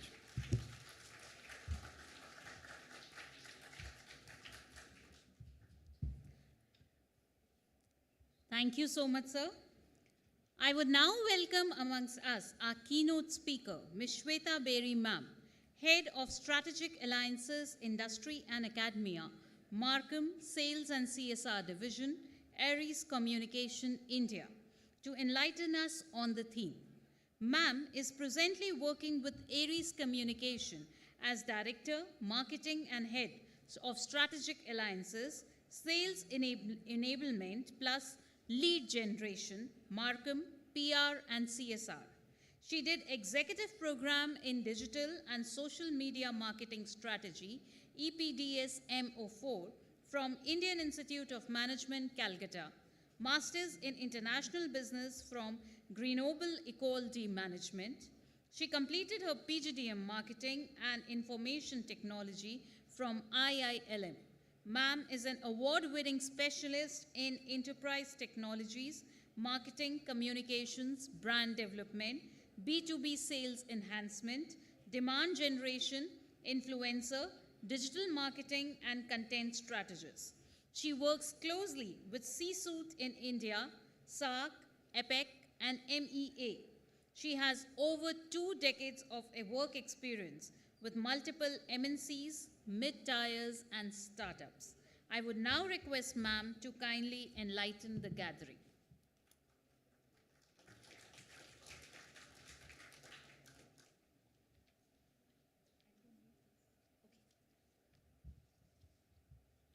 A very good evening and heartiest congratulations to IETE for their Platinum Jubilee celebrations. It's my privilege and honor to be here with the respected dignitaries on the dais, Shri Professor Dr. A.K. Sahani ji, Professor M. Jagdish Kumar ji, Dr. Abhilasha Gaur ji, Arvind ji, and of the dais dignitaries. So you've heard that perhaps I'm the only one who is coming from the industry among the respected dignitaries, and whatever I had thought while talk about technologies is already beautifully covered by the speakers prior to me. So I thought, let me bring the essence of what industry looks at when we are talking about, the talent pool that we have here. Not many of you would have heard about my company, Aries Communications India Private Limited. We are Broadband India Forum's, our one of the thought leaders chairs the IoT and AI Committee of Broadband India Forum, and we are actually known where we are, in business. That is the world of Internet of Things, connected technology space. A little background here. In 2015, June, July, our very own IB Minister and Telecom Minister, Shri Ravi Pankaj Prasad ji, announced to the world that India is going to vouch for 5% of the global IoT economy, and we are going to be part of the, then we used to say it, $1 trillion economy, which is going to be created through IoT.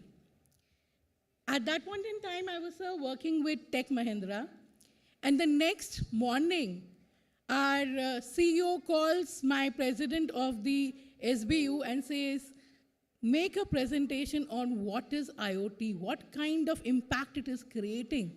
I've heard about machine to machine, I've heard about other technologies, where does this IoT come from? What is it going to do? How India is going to capitalize, and the industry is still not aware about it, So what exactly is happening in India is before the industry, because we have seen it. Industrial revolution was not supported by the government in England 200 years back. It happened because the need for a power loom arose, right? And 125 years later, we had the second industrial revolution. If you look at from then to now, the speed at which the innovations are happening, the revolutions are happening, and I think this generation is the most fortunate one, because we are seeing the rapidness in the technological innovations, and not just innovations, revolutions. We all are part of the internet revolution. And we put Bangalore at the world map. So I think great work has been done by Indians and engineers. So please, a very big round of applause for all of us here.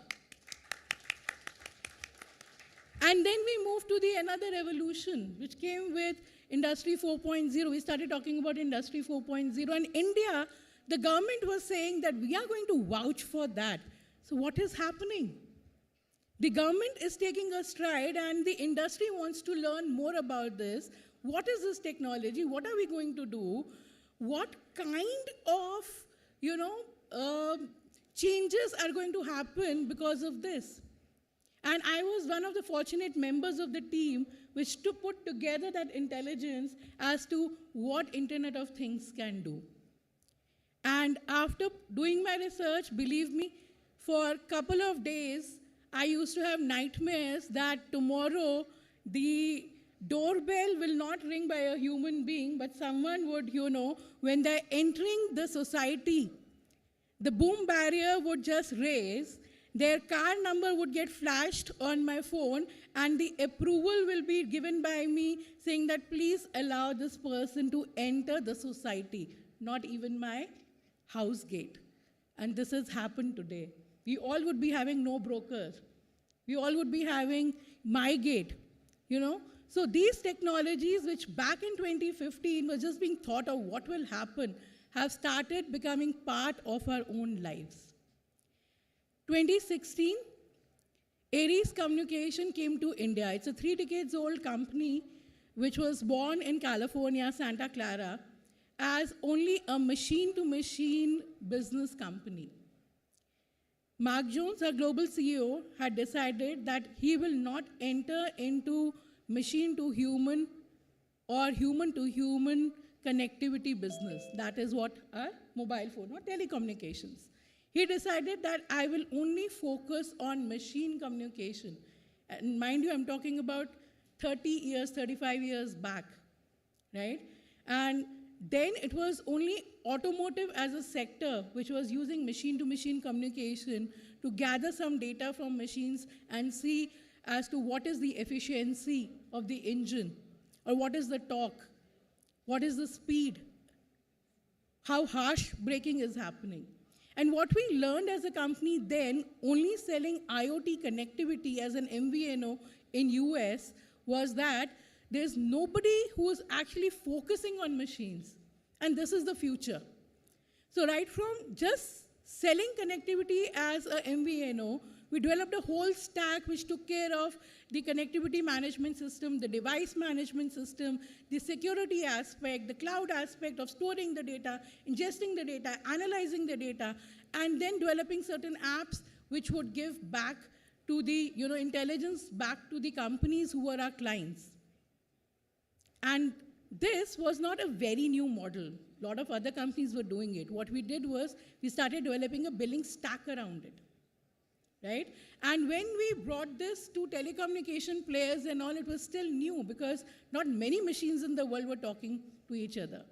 Today, we have a billion connected devices on our system, which are exchanging around 5 billion IoT messages on a day-to-day basis, and this is worldwide. And this is only one company doing it. We have many companies in the industry doing the same thing which we are doing. So this is the gamut, right? Coming to India, Smart Cities mission. Started with 100 cities, 120 cities today. We are not talking only about the cities which exist and were getting, transformation with digital, but absolutely greenfield cities, like what has happened in Dholavira in Gujarat, from the scratch. And we talk about developed nation, the mission, why is it possible today? Why the dream of Atmanirbhar Bharat is possible today? Because of people who are sitting here on the dais and off the dais and in every institute where they are studying. Because Atmanirbharta comes from us. The single unit is the single soul, which is productive. And I think what has happened with digital technologies and futuristic technologies is democratization. It does not see who's the coder, a male or a female or a transgender. It does not see the economic level of the person who is contributing to the digital economy. It just sees the democratization of technologies, just sees that you're contributing, you're building on, and you are making a difference by $1 to the economy because you're productive. So I think what future of technologies is doing today, it's not only democratizing, the most essential part, it is also including social inclusiveness. It is also bringing back the ladies who started with their careers, took a break because of the family responsibilities and wanted to come back. So industry said, welcome back with a bang. We will open crèches for you while you sit and code, or while you do project management, or while you take care of our systems and you are making a move around the world to build our businesses. Very, very important. Now, another aspect which I would like to say here is, while we are gung-ho about AI, blockchain, genomics, where the genes are getting modified, and maybe in the next 5 years or maybe 10 years, we will not hear about malaria, dengue, and chikungunya, because those species of mosquitoes can be totally eradicated by the gene modification in those species, right? We need to be also responsible here to see what technologies can do and to what extent we want the technologies to work for us. McKinsey said in 2017 that automation is going to kill, it's just going to take away human jobs to a volume of 1 billion. World Economic Forum, after 3 years, came and gave us the stats that it's going to be only few millions of jobs not being there, but 133 million new jobs will be created. So who's going to manage that? We are going to manage that. To what extent is what we need to put a limitation on. Today, with technologies, there are ethical issues. With AI, there are ethical issues. Data has become the gold mine, but how to utilize the data? To what level the personal privacy of an individual can be breached, you can see from e-commerce. You go to Amazon or to Flipkart, you search for a product there, and you close the window, and the next 10 website searches that you would do, Google searches you would do, you will see all these searches. If I have entered Diwali lights, so all my searches on Google or even for that matter Facebook are going to show me Diwali lights, instigating subconsciously that I should go and buy Diwali lights now. That, in a way, is also breach of my personal privacy. So, as engineers, I think it is very important to take a balanced approach, to take a sustainable approach before creating anything using our energy resources. Be mindful of the global carbon footprint we are going to contribute as an individual sitting in India. Very important. So with this, I would end my note here. I think this has been an amazing forum with amazing interactions and insights. And once again, heartiest congratulations on the Platinum Jubilee celebration to IETE. Thank you.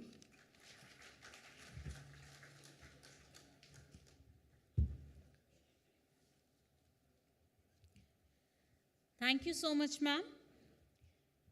I would now welcome amongst us our keynote speaker, Dr. R.S. Shinde, sir, outstanding scientist, RRCAT Indore, DAE, to be here amongst us today.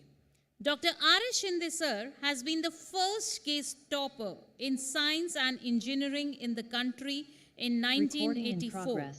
An MTech gold medalist from IIT Kanpur, sir received All India 4th rank in the Indian Engineering Services IES exam of UPSC, as well as also qualified the IAS. Due to his interest in research and development, he left his deputy manager job in Northern Railway at Allahabad and joined as a research scientist in Tokyo Institute of Technology, Tokyo, Japan. In April 1988, he joined the Raja Ramana Center for Advanced Technology, RRCAT, Indore, Department of Atomic Energy. During his outstanding professional journey, he has visited several foreign countries on deputation and for delivering invited talks. A member of several scientific societies like Magnetic Society of India, DRDO Hyderabad, IEEE Magnetics and Electronic Society USA, Japanese Magnetic Society, etc. Sir has significantly contributed in the development of high-power microwave ferrite and garnets as well as magnets of various types. Sir has also been the recipient of several awards in indigenous magnetic technology development, including Magnetic Society of India Award 1996 and 1998, Bharat Ratna Dr. APJ Abdul Kalam Technology Excellence Award 2018, Dr. Homi Bhabha DAE Excellence in Science and Engineering Technology Awards, 6 awards, and the list is endless. We are privileged to have Sir amongst us today. I would now invite Sir to address the gathering.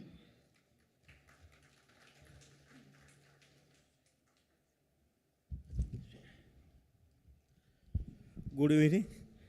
First of all, I am thankful to this Professor A.K. Saini sir, President IETE, Captain Sonpal Singh sir, General Secretary IETE, Chairman this technical program, Thakre Saab, and other dignitaries on the dais, Professor Jagdish Kumar sir, UGC Chairman, and Arvind Kumar sir, Director General, Software Park of India, and this Abhilasha Gaur Madam, that is Strategic Alliance of Electronics Sector of India, and this Sweta Berry Madam, regarding Aries Communications. I am here, everybody has heard about the magnetics. Magnetics is a very hidden component of all the systems. And today's digital life, without magnetics, not possible. Because this is a hidden component. If you talk about today's technology of what is today's technology, we talk about electric cars. Because there is a global challenge to reduce the CO2 emissions. And there we have to go for electric vehicles. And electrical vehicles, there is almost 60 to 70% of the component of the electric vehicles are these magnetic components. That is magnetic levitated component, that soft magnets and hard magnet. I am going to give a more coverage on this because I worked in the Japan on this technology. I had my PhD degree. I have my PhD degree in this maglev technology at Tokyo Institute of Technology, Japan. And I was worked there for some times during my PhD program, and I was a research scientist also. And our that time director of some defense laboratory, this Dr. APJ Abdul Kalam sir, visited our Tokyo Institute of Technology. I was there. He searched who is the Indians are working here. He met me. He said, you did all your IIT and education, IIT, and you are working here. It's not good, you come to India. Sir, we are working for BrahMos missiles and so many other areas. We need a caliber scientist. And 2 days he was there, and after his brainwash, I decided, and I left Tokyo Institute of Technology, joined the scientist job. I was a scientist C at the time. And for 7 years, I worked with the Dr. APJ Kalam, and I worked on many indigenous technology, like this, many BrahMos missiles, critical components for BrahMos, critical for Trishul, Naga, so many components I have made. And at the same time, I have been deputed to the atomic energy. So I have two choices, whether to work as an official, you have to work in atomic energy or in DRDO. Then after looking all the, first thing, apart from technology, we thought about our salary structure also. That time DAE policy of senior scientists, fast promotions, and there is some other issues. So I decided to opt DAE, but my agreement I have to work for the defense as well. So I continue to work in the defense, and during my journey, more than 31 years of my journey, I worked in the atomic energy for many nuclear programs, for civilian programs, high energy synchrotron for the particle accelerators, indigenous technology, because many indigenous technology, there was a embargo not to supply to India. So that work I have done in the country, and several thousands of crore rupees of the we showed for India and make this system indigenously.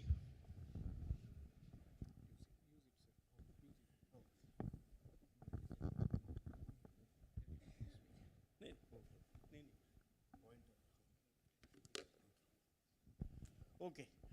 Now, see, after working for these soft and hard magnets, because most of the components we use were for the ISROs, and many ISRO programs I contributed, many orbiting missiles programs, indigenous technology developments in the field of the electromagnetic engineering, component, soft, hard, and developments.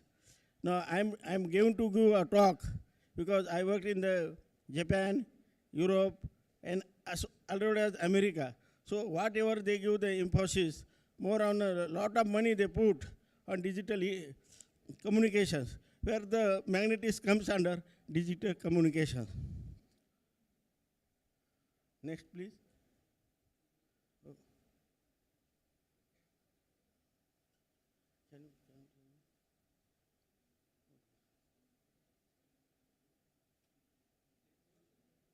Change नहीं हो रहा हाँ okay इस type का इधर नहीं हो रहा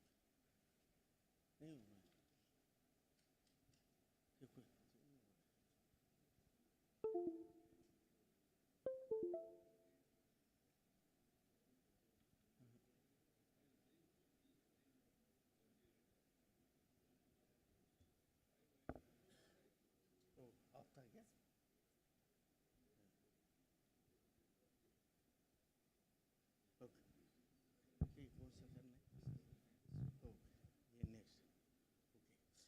See, as I said, there is an energy paradigm consists of the greater reliance over this renewable energy resource, increase the concern by the energy efficiency, and for this, all these magnetic play an important role.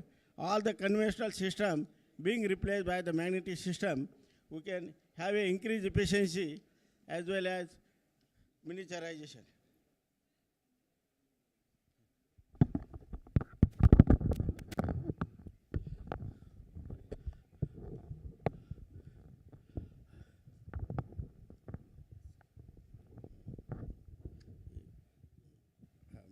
ऐसा पकड़ लेता ठीक है हाँ advice see today's my talk more relevance to the electrical vehicles and wireless magnetic charges for electrical vehicles, hardware and softwares, renewable energy sources miniaturization, increase the efficiency what we have done, and also we are looking for the all over the world transports.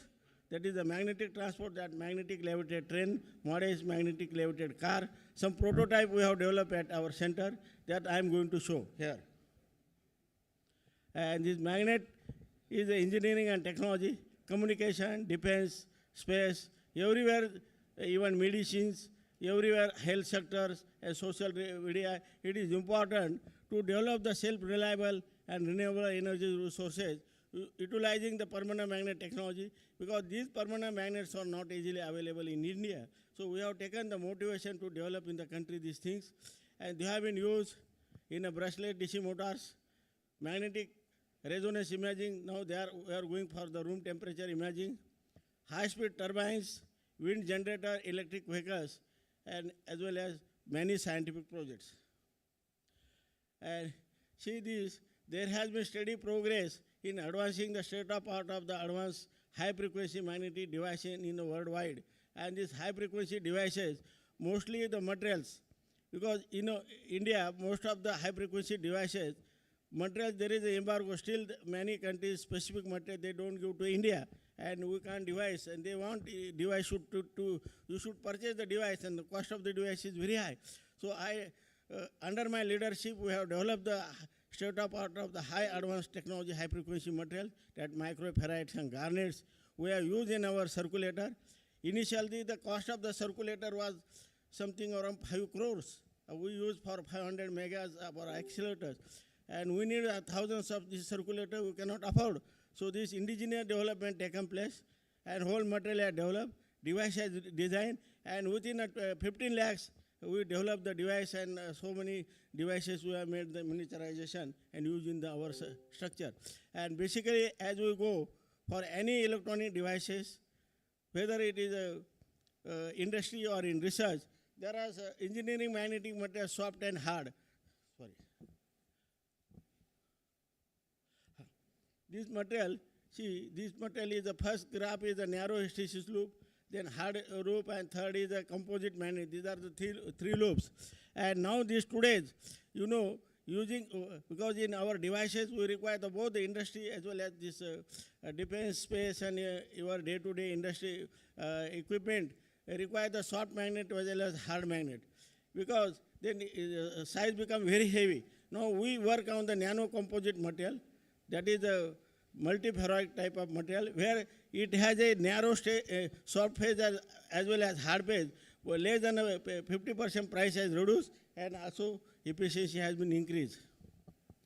And here are the smart magnetic materials. These are the smart. Smart means they give the better efficiency, not by looking smart, but it is giving the better efficiency at the effective price. And also it solves all the magnetic functions.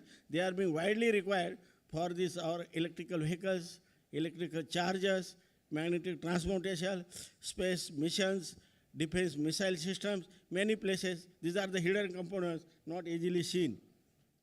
And these soft magnets, various types of the soft magnets, they are used for start from the conventional to the defense sector. And our recently we see the Chandrayaan 3, Gaganyaan, Adityan, where all these soft magnets are heavily used. And I given my services whenever they required.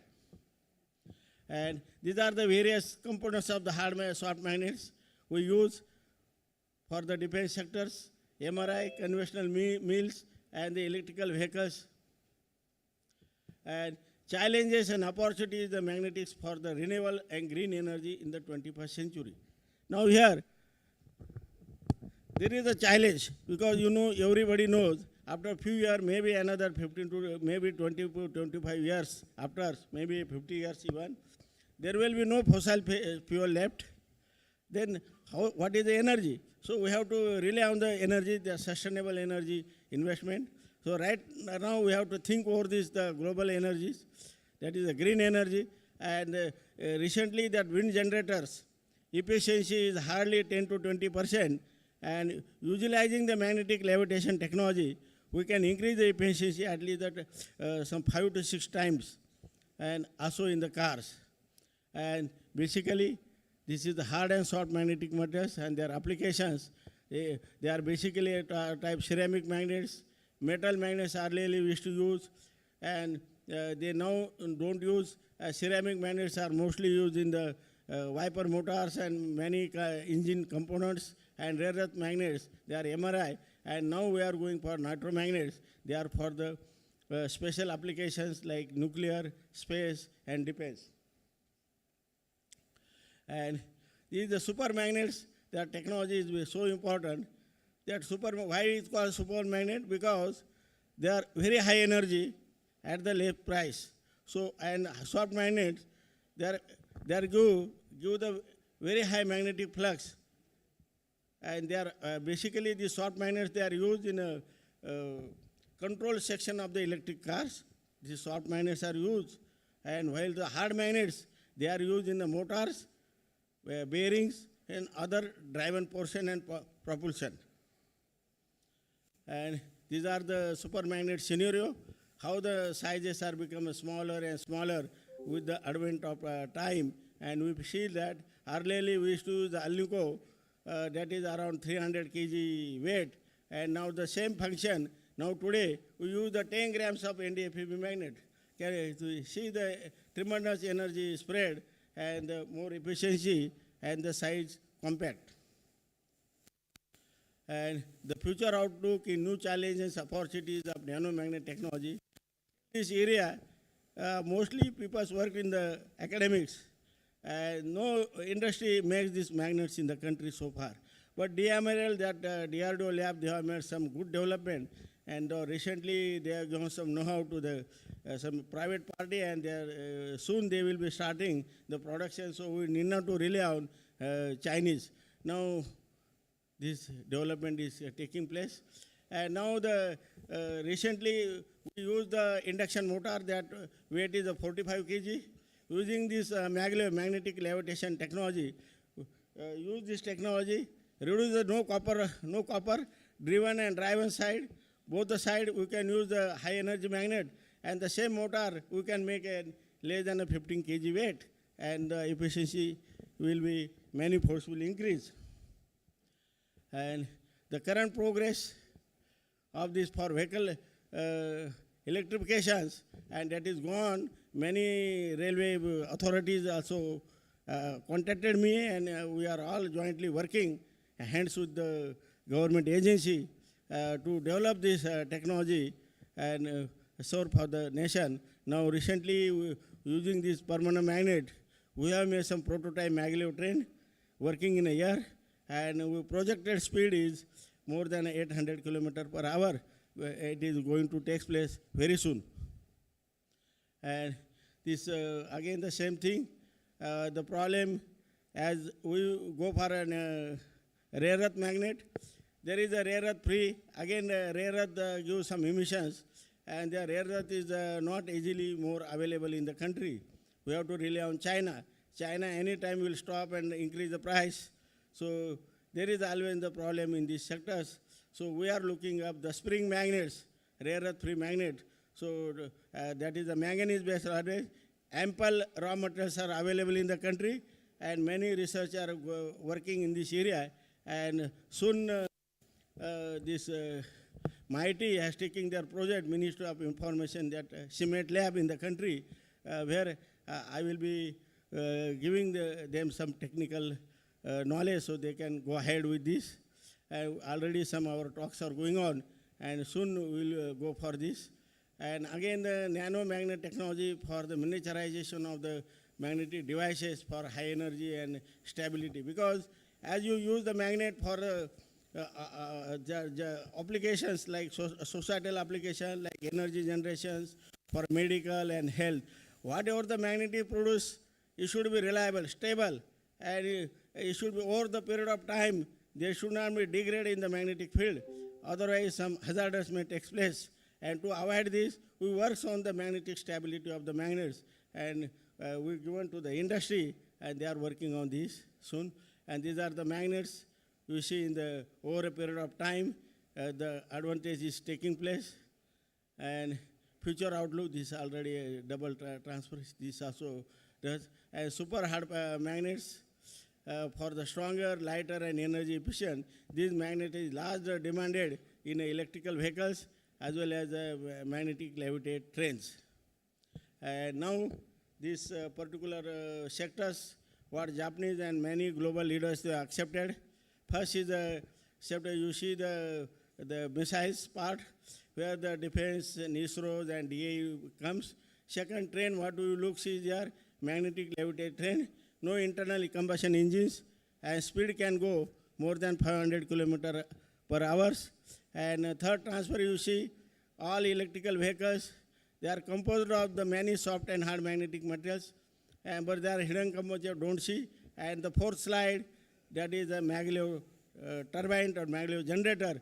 We can now the conventional windmill efficiency is hardly 10 to 15%. With now this maglev turbine, efficiency can go more than 75%, and there is a great revolution will take place soon. This is now engineering design that I will omit this part. And see the green revolution for eco-friendly vehicles with reduced car emissions, use of the super magnets. And you know the car, as I already say, internal combustion engine of car is a big source of the CO2 emissions, and that all the internal combustion engine being replaced by magnetic levitation engines, there will no CO2 emissions, and that is a completely green car that we are working hard on this work. And now there is a slow moving beyond this NDFB magnet. We go for the magnets used for the vehicles, electrical vehicles, and many appliances, and industrial wind turbines. They are used as well as processing turbines. Many heavy industries, they are in heavy demand. Their energy requirement of their machines, whatever they have used these machines, with use of this maglev, the machine size will be reduced at least less than 50%, and their efficiency will go on increasing many folds. And these are the four things. This repeat come.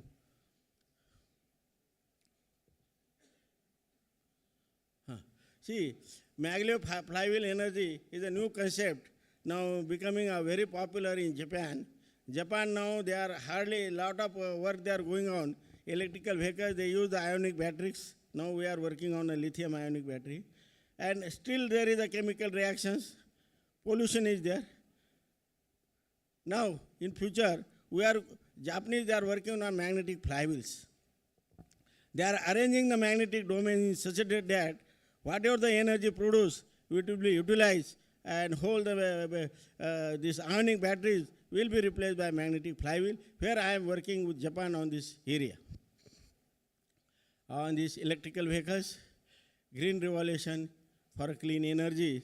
You see, with the advent of time, we are using the brushless DC motors, and we are utilizing the NDFB magnets, where the emissions, CO2 emission reduces and efficiency increases, and this work is steadily progressing in the defense sectors.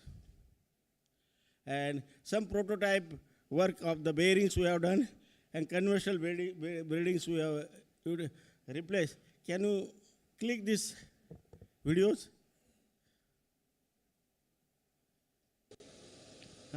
All three you can click together, no problem.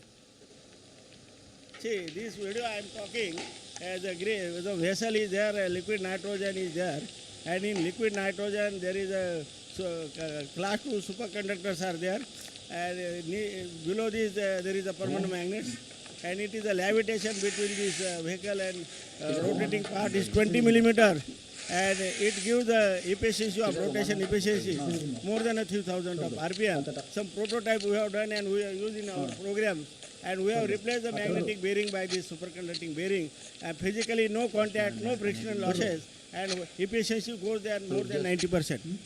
You just see here. Next. And similar concept we are being introduced in our electric cars. Next. Heart pump. Now maglev heart pump is a technique where the Americans is working. Maglev heart pump is basically everybody knows heart failure is because of this heart failure because of this is a death, and because in this heart pump, whatever the artificial heart pump we introduce, there is this interaction of the blood with the bearings, and that causes because that iron causes some rusting phenomena, corrosion, and that gives the initial thrombosis, and many people have died because of the direct contact. Now this all artificial pump, they are being replaced by the maglev pump. There is no physical contact of blood with the bearings, and I think the survival is more, and steadily work is going on there here. And there is some, I have done some prototype work for maglev turbines. See, just see first. ये होता है कि इधर I can see, oh no, sorry.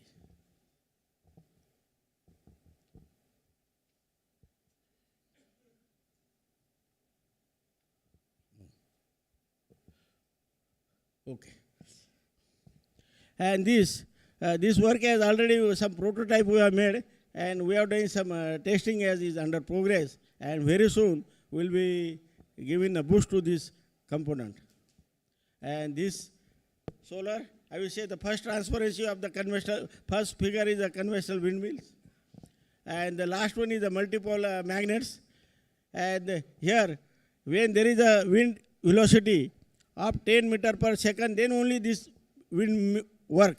You know, in Gurgaon area and to us in Maharashtra and in Karnataka, you will find on a seashore lot of this conventional windmill there. But their efficiency, you know, hardly 15 to 20%, not more than this. They work only when there is a wind velocity is 10 meter per second and excess. Now, whatever I introduced the maglev, I made a first prototype where multiple magnet, we are replacing the whole structure. This weight of the structure of conventional windmill is more than 300 kg, then being replaced by only hard to 10 to 15 kg by using the introduction of maglev technology. And even though the wind velocity is 2 to 3 meter per second, you will get the power. Means even though, so there is a possibility we can have our own windmill like a dish antenna on the roof of our home, and future we may have generated 1 or 2 kilowatt from this component, just like our DC component. That is my dream. I am working on this direction. First prototype we have made, and velocity efficiency of this I compared with the conventional windmill. It is a 78% of this component, whereas the conventional windmill is 15%. And Himachal government is taking lot of lead, and I am giving my collaboration to Himachal government. I am working. I have got offer from Spain, Sweden. I refused. I said no, I have to work for my country. And this is very popular. So that my dream, ultimate my dream, maybe in a year's time, not more, because of the corona I got delayed, I could not work. No stop come, and we have to make a distance just like magnetic levitation. And I have made this thing. And the very funny thing, I have made one my own prototype maglev. I compared with the conventional windmill. My maglev efficiency is 82%. Where conventional, same place. I put same place where efficiency is only 15%. How much you can go?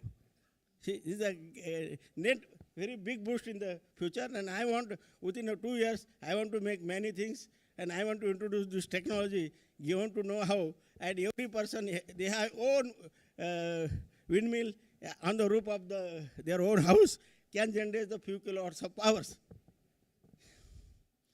And these are the various components I developed. My team and myself, we have developed for space, missiles, all magnetic components. They are a way embargo, not to give to the country. That is what we call self-reliance. We have all these very multiple components we have made and put in, given to the space agency, and many, they are used in a Chandrayaan mission also. These components used in I am very proud. By 1 or 2 components, they are used in a Chandrayaan, they are working very satisfactorily. And see, future, I am involved in a maglev sky car development in Japan. I am one of their projects. What they are doing, because Japan, the space is limited, and there is a crowd of the vehicles, so they want to drive this, move the car above the earth, some feet.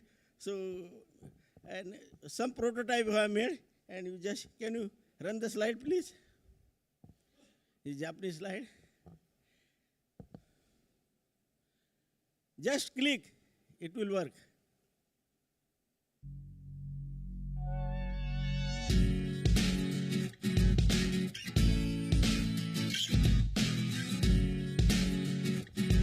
I given my know-how of the generation of the magnetic flux on the road.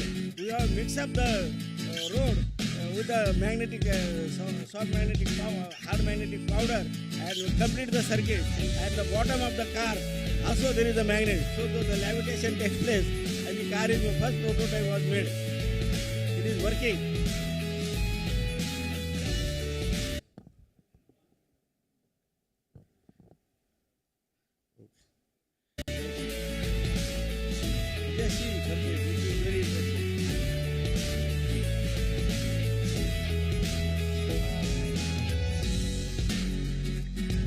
are the magnetic lines of force.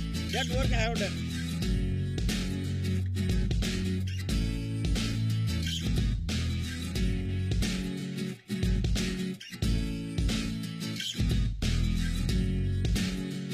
How the magnetic lines of force is completed.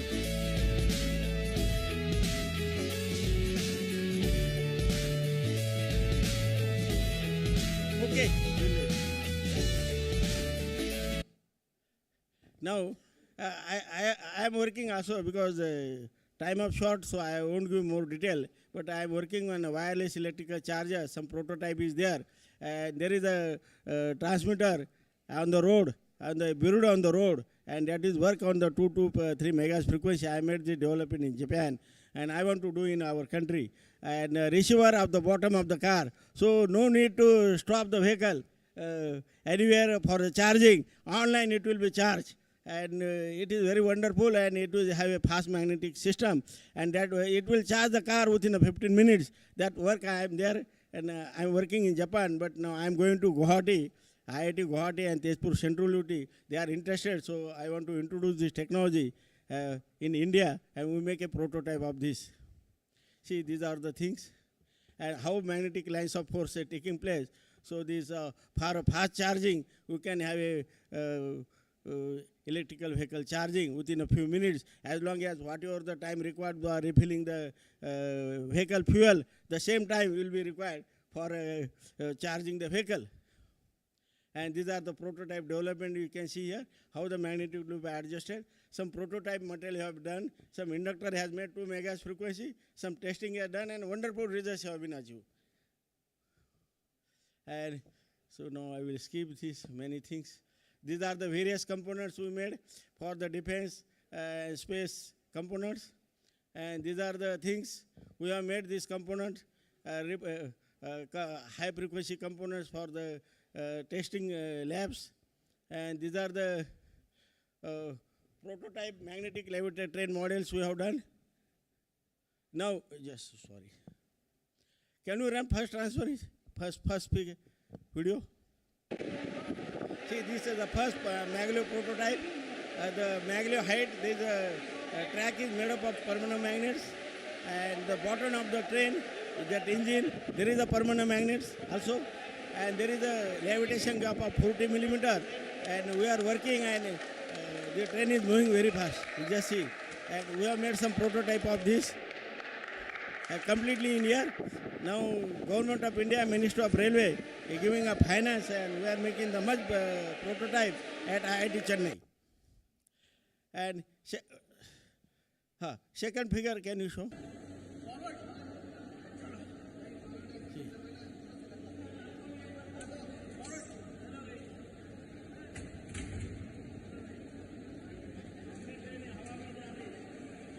Similar train.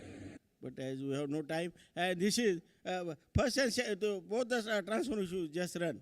Video, just click, double click. Easy. I have tested this levitation model and propulsion model working in a year for more than 6 months. More than 6 months, non-stop, 24/7. And there is no any catastrophic event happens, working very smoothly and very completed. Now we are adopting this technology for railway. And need this, can you work this? We have used for these special applications. You just click, both the transparency. Both the video just click. Yeah. And this second video is the anti-gravity. Whatever the train modules and the track is the irregular shape, it doesn't depend on the track, and it goes below, 15 millimeter below and above, and doesn't fall.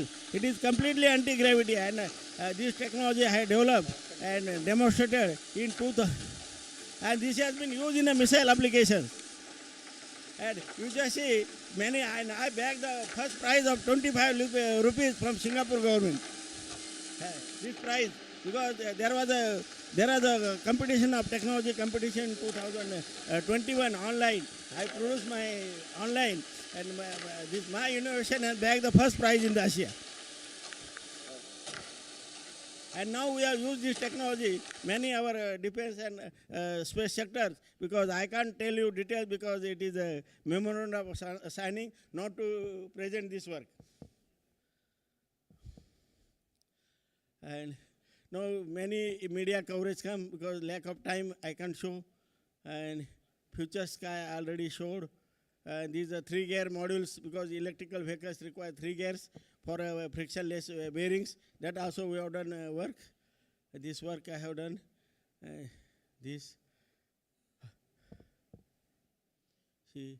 This is everybody know there's a future collider machine that discovery of the God particles at CERN, Switzerland, where I contributed, and we have produced this type of the magnets, more than 3,000 magnets from India, given free to the Switzerland, and we successful.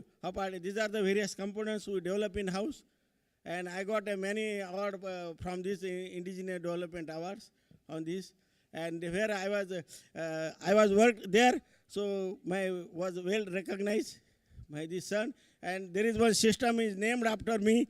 It is working very fantastic for the collision of experiment. I got a lifetime achievement award from European agency for successful experiment on proton and electron collision work. And as lacks of time, and now we are doing the last transparency, indigenous prototype hyperloop models. Whatever the maglev train I model, Government of India has taken care. Now IIT Chennai, they Aviskar one small firm, startup company. They are starting the development of the hyperloop train in India. And Railway Minister Dr. Vaishnav has sanctioned the 10 crores of rupees, and track has been made. And I am giving my expertise for magnetic levitation, moving the train in the air above some 50 millimeter. And we want to achieve the speed not less than 1,000 kilometers per hour. And now we want to show, maybe within 3-4 months' times, we'll show the reality to our country. And now we want to show the aeroplane speed on the ground. That is our ambition. And where is this all magnetic levitation train? We have done the propulsion. Because lack of time, I can't show the video. But still, can you show first last one video? This work is already in a full swing at IIT Chennai Technology Park, and Government of India has given a deadline by March. And before March, we want to, so 1 kilometer, you just see 1 kilometer big track made by L&T. Myself is standing there, you can see here. You just click first one. What is problem? नहीं इसके पहले का first one हाँ sorry हाँ first वाला उसके पहले का हाँ see now we want to move this on 1 kilometer track. It was a small track, and second track you just see we will make a hyperloop train model, magnet levitation. Second video, just click. Not this one. Second. After this, this one. You just see hyperloop model, and this will be successful. Yes, there is a 900 kilometer per hour speed will be there, and Government of India has sanctioned the money.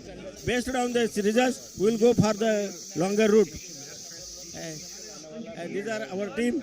Thank you very much.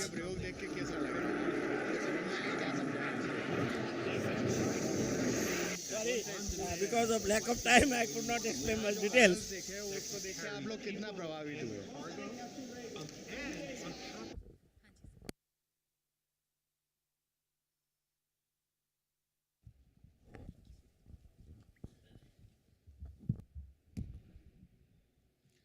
Thank you so much, sir.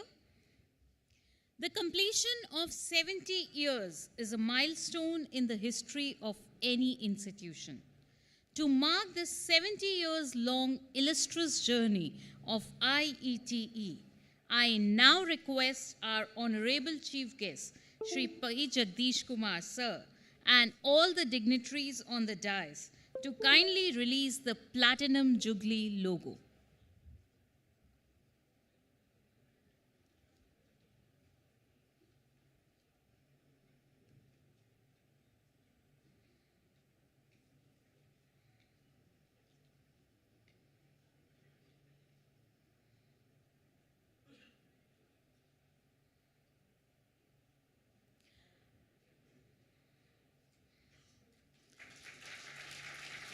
Kindly put your hands together.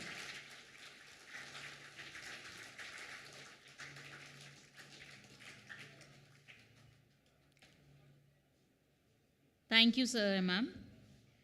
During its 70 years illustrious journey, IETE has marked notable contributions of several senior members. I would now request our Honorable Chief Guest, Professor M. Jagdish Kumar Sir, and President IETE, Professor A.K. Saini Sir, to kindly come forward for felicitation of these senior members. I would first invite onto the stage Lieutenant General Ashok Agarwal Sir.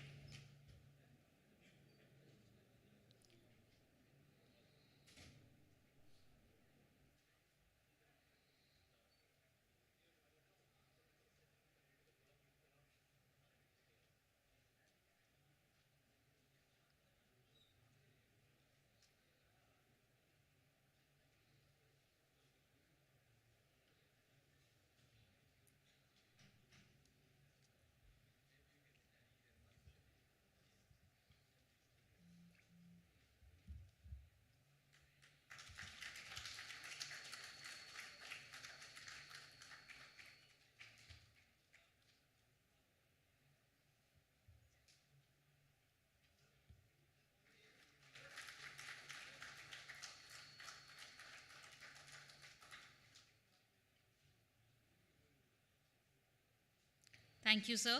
Next, I would invite Professor Dr. S.S. Agarwal, sir.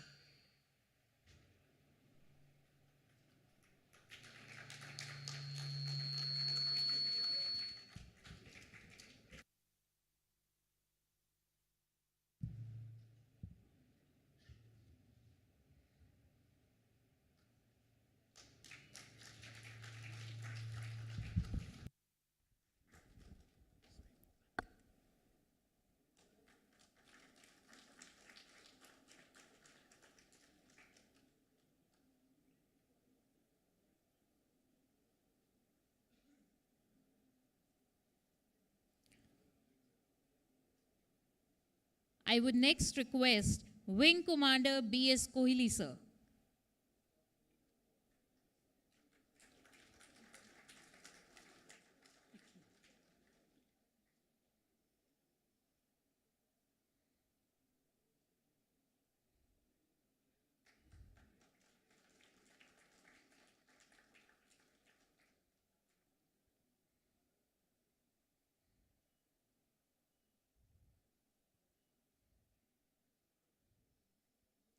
I would next invite Professor H.M. Gupta, sir.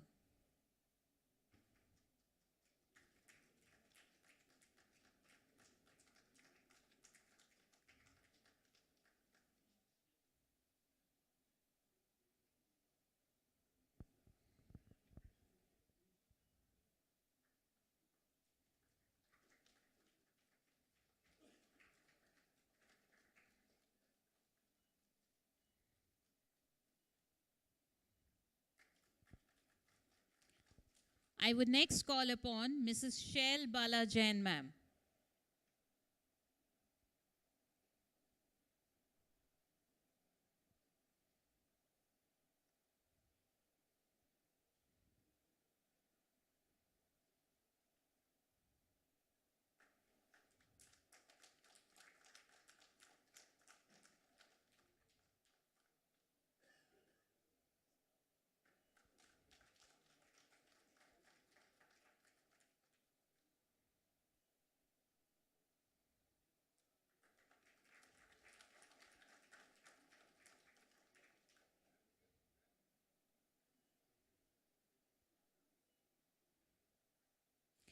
We next have Dr. V.R. Singh, sir.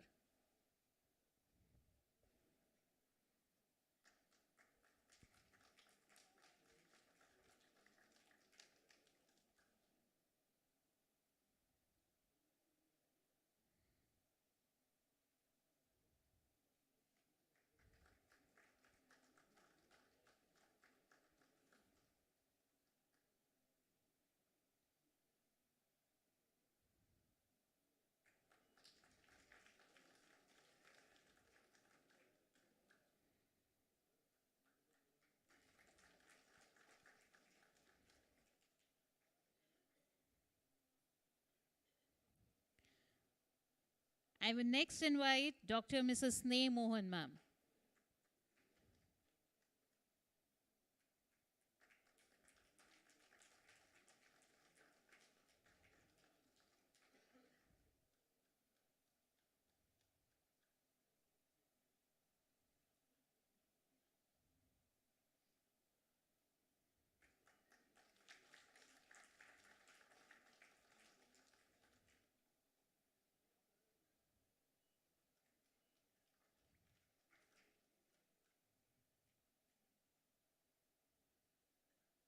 Next, I will call upon Wing Commander N.C. Sharma, sir.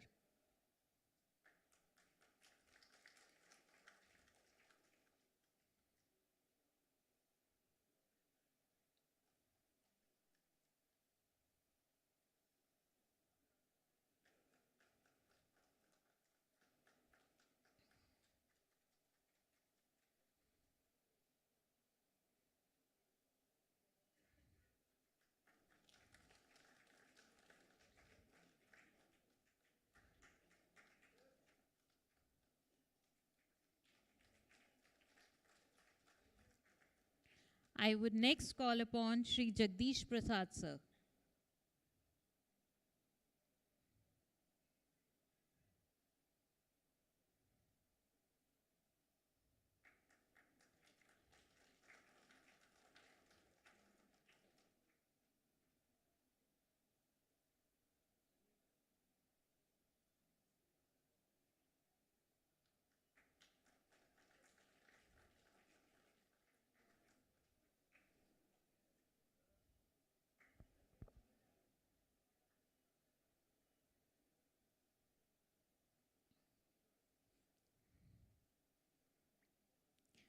I would next invite Air Commander G.P. Singh, sir.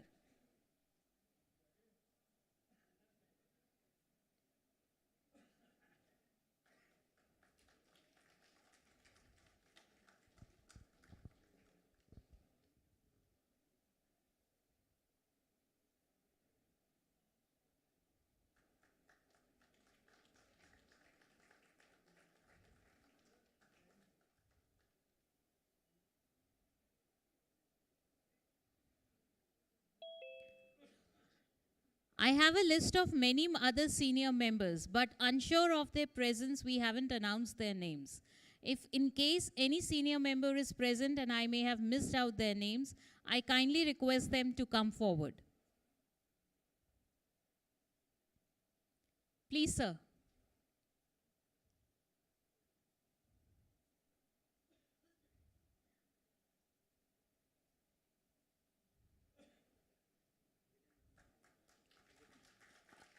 Sir is Brigadier Nandan.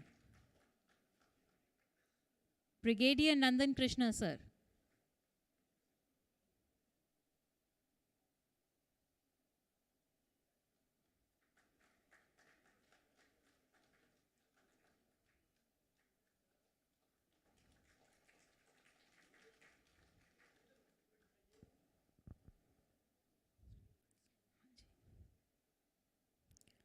Thank you, sir. Success of any institution is also due to its efficient staff. I also request our chief guests and eminent dignitaries to kindly facilitate some former employees of IETE headquarters. I would first call upon Shri S.K. Arora, sir.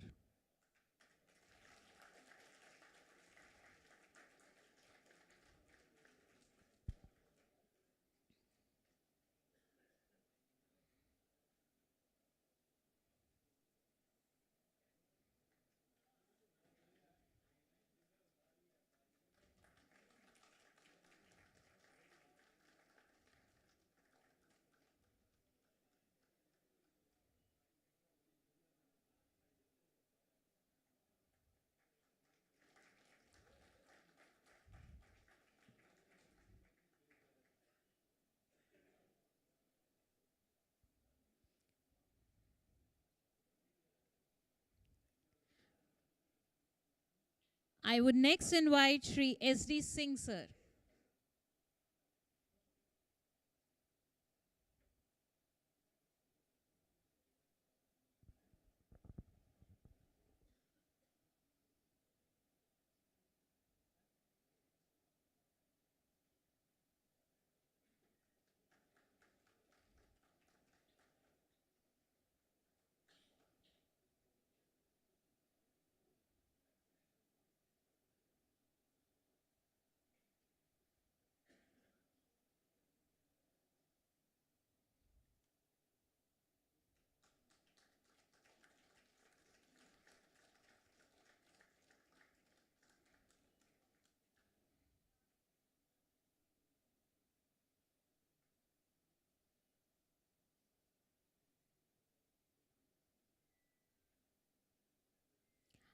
I would next call upon Shri Amar Rajani, sir.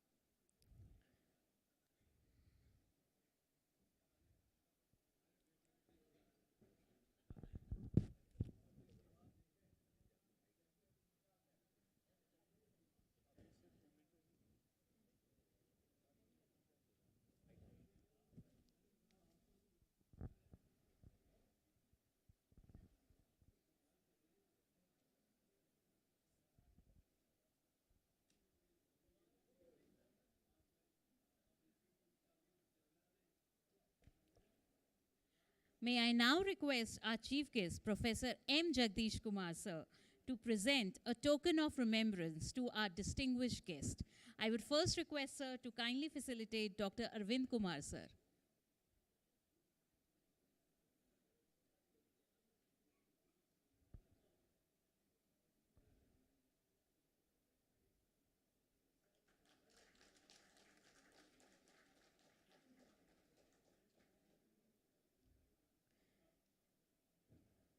I next request, sir, to facilitate Dr. Abhilasha Gaur, ma'am.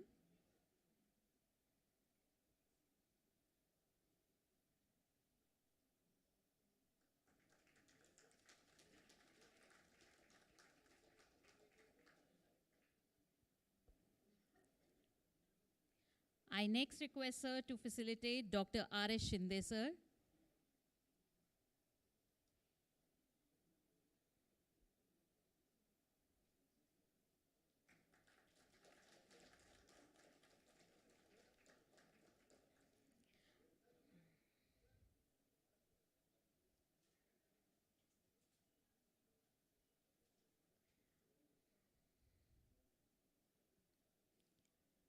I also request, sir, to facilitate Ms. Shweta Berry, ma'am.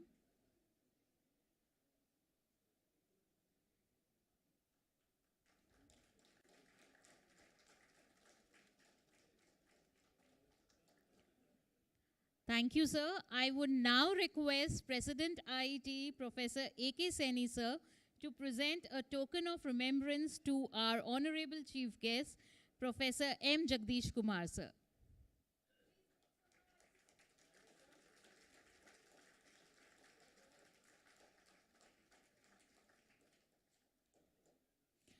I would now request Group Captain Sonpal Singh, sir, the Secretary General IETE, to present the vote of thanks.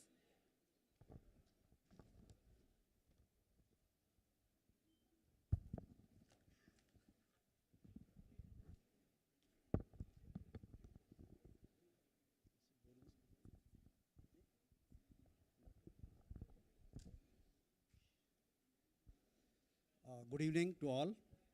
respected Chief Guest, Professor M. Jagdesh Kumar, Chairman, University Grants Commission, and also Editor-in-Chief of IETE Technical Review. Guest of honor, Sri Arvind Kumar, who has just left, Director General of Software Technology Parks of India. Dr. Abhilasha Gaur, Chief Operating Officer, Electronic Sector Skills Council of India. Keynote speakers, Madam Sweta Berry, Head of Strategic Alliance, Aris Communications, India, and Dr. R.S. Sinde, Outstanding Scientist, Retired, Department of Atomic Energy. President IETE, Professor Dr. A.K. Saini. Dr. A.P. Thackeray, Vice Chair, President and Chairman of Technical Program Committee. Past Presidents, Distinguished Fellows, Governing Council members, former Governing Council members, Executive Committee members of Delhi Center and Noida Center, senior members of IETE, representatives of sister societies and organizations, faculty and students from Bharati Vidyapeeth and Institute of Information Technology and Management, IITM, other dignitaries, online participants, students, ladies and gentlemen. It is my proud privilege to propose vote of thanks to all the dignitaries and participants who have joined us in celebration of IIT's 70th Foundation Day. I would like to sincerely thank our chief guest, Professor M. Jagdesh Kumar, for sparing his valuable time out of his hectic schedule to attend this function. Thank you, sir, for your words of wisdom regarding challenges being faced globally and the likely solutions which you have suggested, and especially your mention for the women-led development and emphasis on use of social capital of India. Heartfelt thanks to Sri Arvind Kumar, who has left now in absence here, for putting across his point of view on digital transformation and digitalization, trends and startups, and the eco-environment about that. Sincere thanks to Madam Abhilasha Gaur for taking us through the 1991-2023 period about the growth comparison. It gives us futuristic perspective to realign our roles and objectives for making our continuous contribution in growth of the society.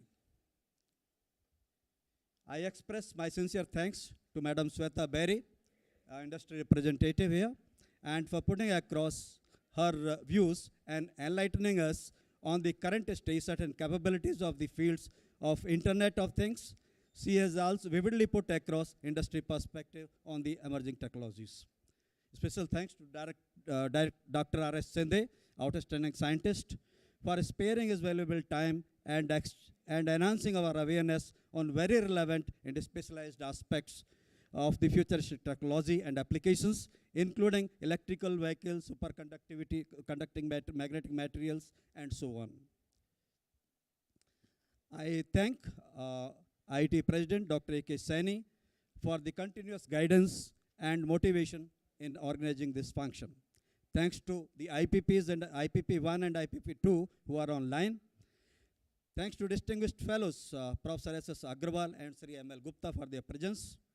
Thanks to Vice President Colonel S.L. Kapoor, Chairman TPC Dr. A.P. Thackeray, Governing Council members Brigadier V.K. Pandey and Colonel M.K. Pandey. Thanks to former GC members present here. I also thank the Executive Council Committee members of Delhi and Noida Center. A special thanks to Professor M.N. Hoda and Bharati Vidyapeeth for all-round support in organizing this function. Bharati News for media coverage, faculty and students from Institute of Information Technology and Management for their participation. Thanks to Brigadier Anil Tandon and his team from Broadband India Forum, similarly DG and DDG from Society on Space Industry. Thanks to all the representatives from Electronic Sector Skills Council of India. Thanks to our senior members for having accepted our request for felicitation. A special thanks to retired staff members present here. I also express my thanks to all other participants for their presence to make this function a success. I again take this opportunity to express my thanks to all the staff of IIT headquarters for having put sincere efforts in making all the administrative arrangements for the smooth conduct of this function. Jai Hind, Jai Bharat. I now request everyone present here to rise for the national anthem. Jana Gana Mana अधिनायक जय हे भारत भाग्य विधाता पंजाब सिंध गुजरात मराठा द्राविड उत्कल बंगा विंध्य हिमाचल यमुना गंगा उच्चल जलधि तरंगा तव शुभ नामे जागे तव शुभ आशीष मागे गाहे तव जय गाथा जन गण मंगलदायक जय हे भारत भाग्य विधाता जय हे जय हे जय हे जय जय जय जय हे